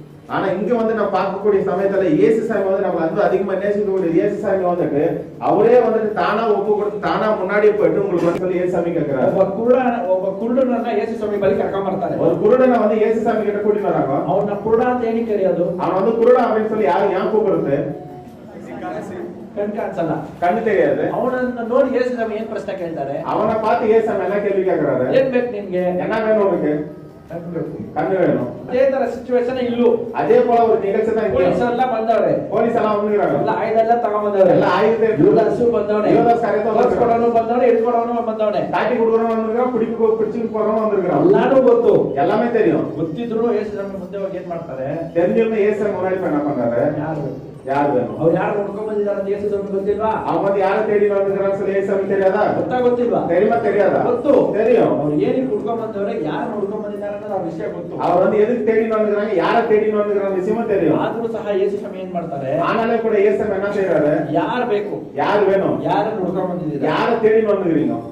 ಈ ಒಂದು ದೃಶ್ಯ ಏನನ್ನು ತೋರಿಸುತ್ತೆ? இந்த ஒரு நிகழ்ச்சி வந்து என்னத்த காண்பிக்குது அப்படின்னா, it shows that god is in control over everything. ஆனா இந்த இடத்துல வந்து கர்த்தர் வந்து எல்லாத்தையும் வந்து கட்டுப்படுத்துறாரு அப்படின்ற காரியத்தை வந்து இந்த இடத்துல வந்து காண்பிக்குது. God is in control over everything. கர்த்தர் வந்து எல்லாவற்றையும் வந்து மேலான ಒಂದೊಂದು ವಿಷಯದಲ್ಲೂ ಯೇಸು ಸ್ವಾಮಿನೇ ಕಂಟ್ರೋಲ್ ಅಲ್ಲಿ ಇದ್ದಾರೆ ಅನ್ನೋದಕ್ಕೆ ಈ ಒಂದು ಅಧ್ಯಾಯ ಒಂದು ಗುರುತಾಗಿದೆ. எல்லா ஒவ்வொரு விஷயத்துல வந்து இயேசு சாமி தான் வந்து கண்ட்ரோல் இருக்குது அப்படின்றது இந்த ஒரு வசனத்துல வந்து நம்ம பார்க்கலாம். ஹalleluya, ஹalleluya, ஹalleluya, ஹalleluya, ஹalleluya, ஹalleluya. ನೆಕ್ಸ್ಟ್ ಹೇಳೋ ಒಂದು ಪಾಯಿಂಟ್ ಭಯಂಕರವಾದ ವಿಷಯ.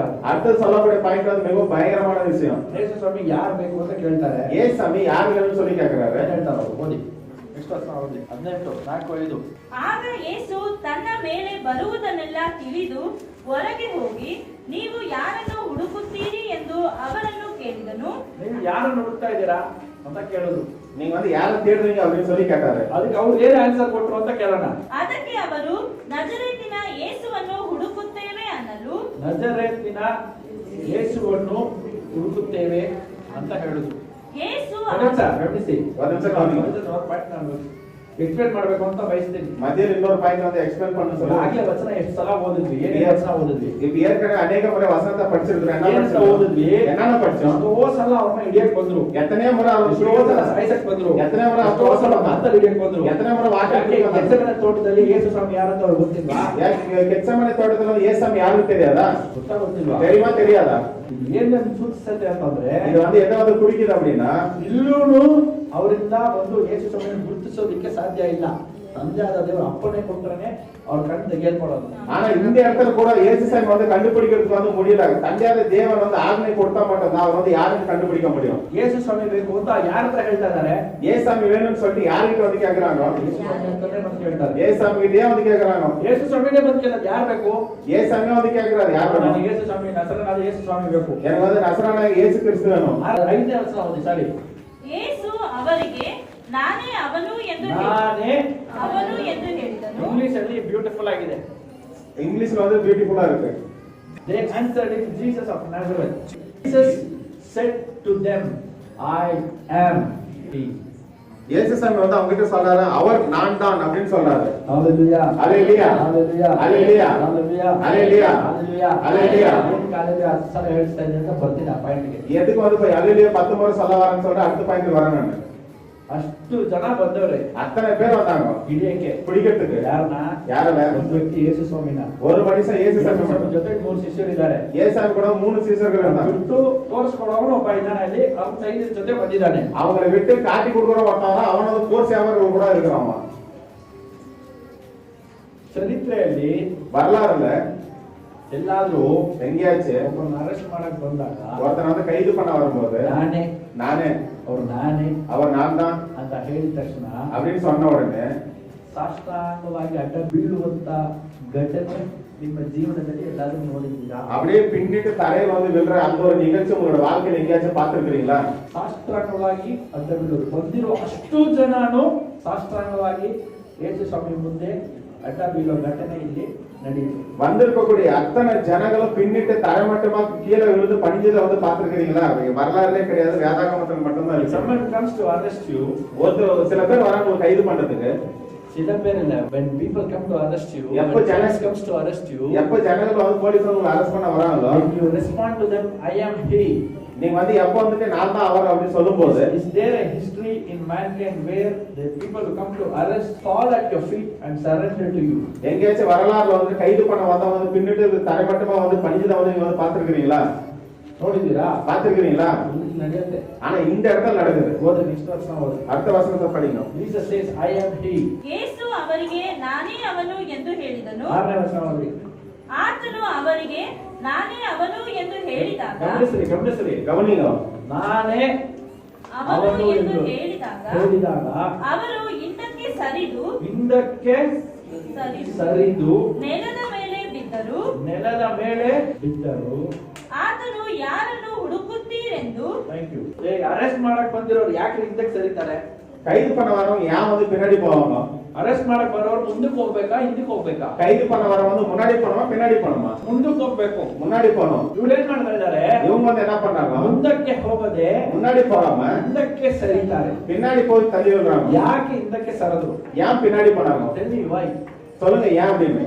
ಹಳೆ ಒಡಂಬಡಿಕೆಯಲ್ಲಿ, பழைய உடன்படிக்கையில ಮೋಸೆಯ ಕಾಲದಲ್ಲಿ, மோசைய காலத்துல ಮೋಸೆ ಫಾರೋ ರಾಜನ ಹತ್ರ ಹೋಗಿ ಮಾತಾಡದಂತ ಸಮಯದಲ್ಲಿ, மோசே வந்து பார்வன் ராஜா கிட்ட போய் பேசும்போது, ಮೋಸೆ ನಾನು ಹೋಗಿ ಏನಂತ ಹೇಳೋದು?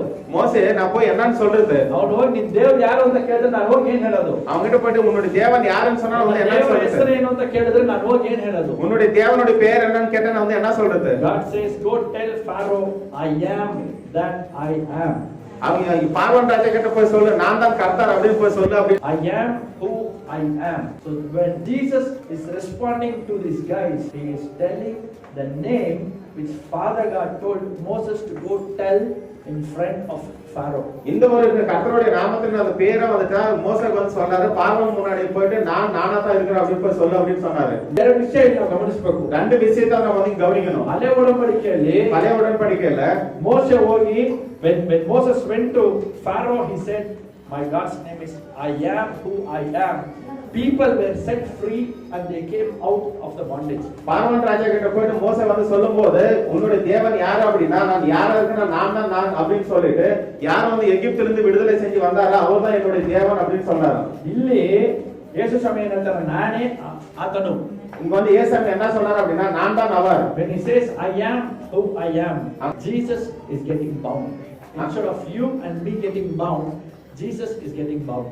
அந்த இடத்துல வந்து கர்த்தர் வந்து சொல்றாரு நான் யார் அப்படின்னா நான் யாரா இருக்கேன்னா நான் தான் அவர் அப்படின்னு சொல்லி கர்த்தர் வந்து சொல்றாரு. Hallelujah. Hallelujah. Hallelujah. Hallelujah. Hallelujah. Hallelujah. Hallelujah. Hallelujah. ಯೋಹಾನ ಬರೆದ ಸುವಾರ್ತೆ 18ನೇ ಅಧ್ಯಾಯ யோவான் எழுதின புத்தகம் 18வது அதிகாரம் 6ನೇ ವಚನ ಓದಿ. 6வது வசனத்தை படிங்க. ಆತನು ಅವರಿಗೆ ನಾನೇ ಅವನು ಎಂದು ಹೇಳಿದಾಗ ಅವರು ಹಿಂದಕ್ಕೆ ಸರಿದು ನೆಲದ ಮೇಲೆ ಬಿದ್ದರು. Exodus 3:14. ದೇವರು ಅವನಿಗೆ ಇರುವಾತನೇ ಆಗಿದ್ದೇನೆ. ದೇವರು ಅವರಿಗೆ ಇರುವಾತನು ಆಗಿದ್ದೇನೆ. ನೀನು ಇಸ್ರಾಯೇಲ್ಯರಿಗೆ ಇರುವಾತನೆಂಬವನು ನನ್ನನ್ನು ನಿಮ್ಮ ಬಳಿಗೆ ಕಳುಹಿಸಿದನು ಎಂದು ಹೇಳಬೇಕು. To be continued next week. ಇದೇ ತರದನ್ನೆಲ್ಲ ಪ್ರಾರ್ಥನೆ ಮಾಡಿ. இதை வந்து தொடர்ந்து அடுத்த வாரம் வந்து பிரச்சனை இருக்கக்கூடிய இடத்துல எல்லாம் எழுந்து ஜெபம்.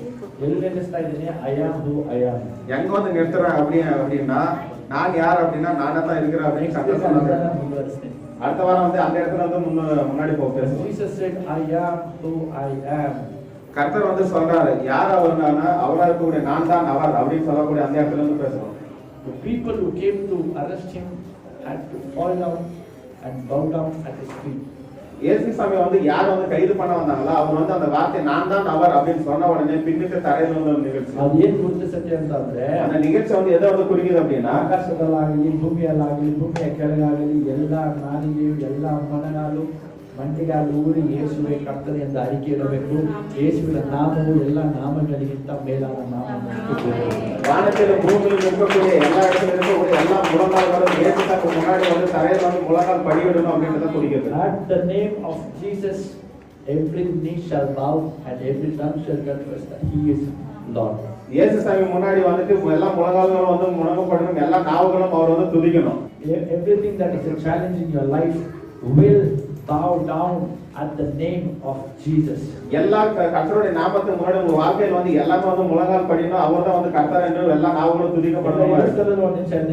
இருக்கக்கூடிய எல்லாரும் இருக்கக்கூடிய இடத்துல வந்து எல்லாரும் ஒரு நிமிஷம். You know what is your challenge? உங்களுக்கு தெரியும் உங்களோட வாழ்க்கையில எது challenge. You know what is challenging you? உங்களுக்கு தெரியும் உங்களோட வாழ்க்கையில எது challenge. You know what is your suffering?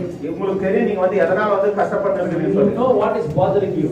எது உங்களுக்கு வந்து நெருக்கப்படுது அப்படின்னு சொல்லி உங்களுக்கு வந்து நல்லாவே தெரியும். கஷ்ட ಏನು ಅಂತ ನಿಮಗೆ ಗೊತ್ತು. உங்களுக்கு இருக்கக்கூடிய கஷ்டம் என்னன்னு சொல்லி உங்களுக்கு தெரியும். ಇರುವಂತ ತೊಂದರೆ ನಿಮಗೆ ಗೊತ್ತು. உங்களுக்கு இருக்கக்கூடிய தொந்தரவு என்னன்னு சொல்லி உங்களுக்கு தெரியும். ಇರೋ ವೇದನೆ ನಿಮಗೆ ಮಾತ್ರನೇ ಗೊತ್ತು. உங்களுக்கு இருக்கக்கூடிய வேதனை உங்களுக்கு மட்டும் தான் தெரியும். ಅಂದ್ರೆ ಯೇಸುವಿನ ನಾಮದ ಮುಂದೆ ಯಾವ ಸಮಸ್ಯೆಯೂ ಯಾವ ತೊಂದರೆಯೂ ದೊಡ್ಡದಲ್ಲ. ஆனா இயேசு சாமியுடைய நாமத்துக்கு முன்னாடி உங்களோட பிரச்சனைகள் உங்களோட கஷ்டங்கள் வந்து எதுவுமே பெருசு கிடையாது. ನಿಮ್ಮ ಜೀವನದಲ್ಲಿರುವಂತ ಎಲ್ಲಾ ಸಮಸ್ಯೆ, ಎಲ್ಲಾ ಸಂಕಟ, ಎಲ್ಲಾ ವೇದನೆ, ಎಲ್ಲಾ ಗೋಳು, ಎಲ್ಲಾ ಕಾಯಿಲೆ, ಎಲ್ಲಾ ದರಿದ್ರ, ಎಲ್ಲಾ ಪೀಡೆ, ಎಲ್ಲಾ ಪಿಚಾಚಿ, ಎಲ್ಲಾ ಕೆಟ್ಟ ಅಭ್ಯಾಸಗಳು ಯೇಸುವಿನ ನಾಮದ ಮುಂದೆ ಅಡ್ಡ ಬೀಳಲೇಬೇಕು. ಅದು ಅಡ್ಡ ಬಿದ್ದೇ ಬೀಳದೆ ಎಲ್ಲರೂ ಯೇಸು ನಾಮದ ಮೇಲೆ ಹೋಗ್ತಾರೆ. எல்லா கஷ்டங்களும், கண்ணீர்களும், எல்லா போராட்டங்களும், எல்லா துயரத்தனங்களும், எல்லா அகிர்மானும், சொருத்தனங்களும் எல்லாம் வந்து இயேசு சாமியோட நாமத்துக்கு முன்னாடி வந்து முழங்கால் படியிட்டு தலை மட்டும் அது வந்து விழுந்தே விழணும். அது what is your problem today? உங்களுடைய பிரச்சனை என்ன இன்னைக்கு? ಸಮಸ್ಯೆ ಇವತ್ತು உங்களுடைய பிரச்சனை என்ன இன்னைக்கு? ಕಷ್ಟ ಇವತ್ತು. உங்களுடைய கஷ்டங்கள் என்ன? ಎಲ್ಲರ ಕಣ್ಣು ಮುಚ್ಚೋಣ. எல்லா கண்களையும் மூடுவோமா? ಎಲ್ಲರ ಕಣ್ಣು ಮುಚ್ಚೋಣ. எல்லாரும் கண்களையும் மூடுவோம். ಹೊಸಬರಾಗಿರ್ಬೋದು, புதுசா இருக்கலாம், ಹಳೆಬರಾಗಿರ್ಬೋದು, பழையவங்களா இருக்கலாம். ನಿಮಗೆ ನಿಮ್ಮ ಜೀವನದಲ್ಲಿ ಒಂದು ಸವಾಲಿದೆ. உங்களுடைய வாழ்க்கையில ஒரு சவால் இருக்கு. ಅದನ್ನ ಹೇಗೆ ಫೇಸ್ ಮಾಡೋದು ಅಂತ ಗೊತ್ತಿಲ್ಲ. அதை வந்து எப்படி சந்திக்கிறதுன்னு சொல்லி தெரியல. ನೀವು ಹೋಗಿ ಅದನ್ನ ಫೇಸ್ ಮಾಡಕ್ ಆಗಿಲ್ಲದಿರೋದ್ರಿಂದ நீங்க அதை போய் சந்திக்காததுனால ಅವ್ರು ಇವ್ರನ್ನ ಬಿಟ್ಟು ಕಳಿಸ್ತಾ ಇದ್ದೀರಾ. அவங்க இவங்கள விட்டு அனுப்புறீங்க. ಆದ್ರೆ ಯೇಸು ಸ್ವಾಮಿ ಏನ್ ಹೇಳ್ತಾರೆ? ஆனா இயேசு என்ன சொல்றாரு? ನನ್ನ ನಾಮದ ಮುಂದೆ, என்னுடைய நாமத்துக்கு முன்னாடி ಎಲ್ಲವೂ, ಎಲ್ಲಾ ತೊಂದರೆಯು, ಎಲ್ಲಾ ಸಮಸ್ಯೆಯು, ಎಲ್ಲಾ ವೇದನೆಯು ಅಡ್ಡ ಬೀಳಲೇಬೇಕು. ನನ್ನ ಕಾಲಿಗೆ ಶರಣಾಗಲೇಬೇಕು.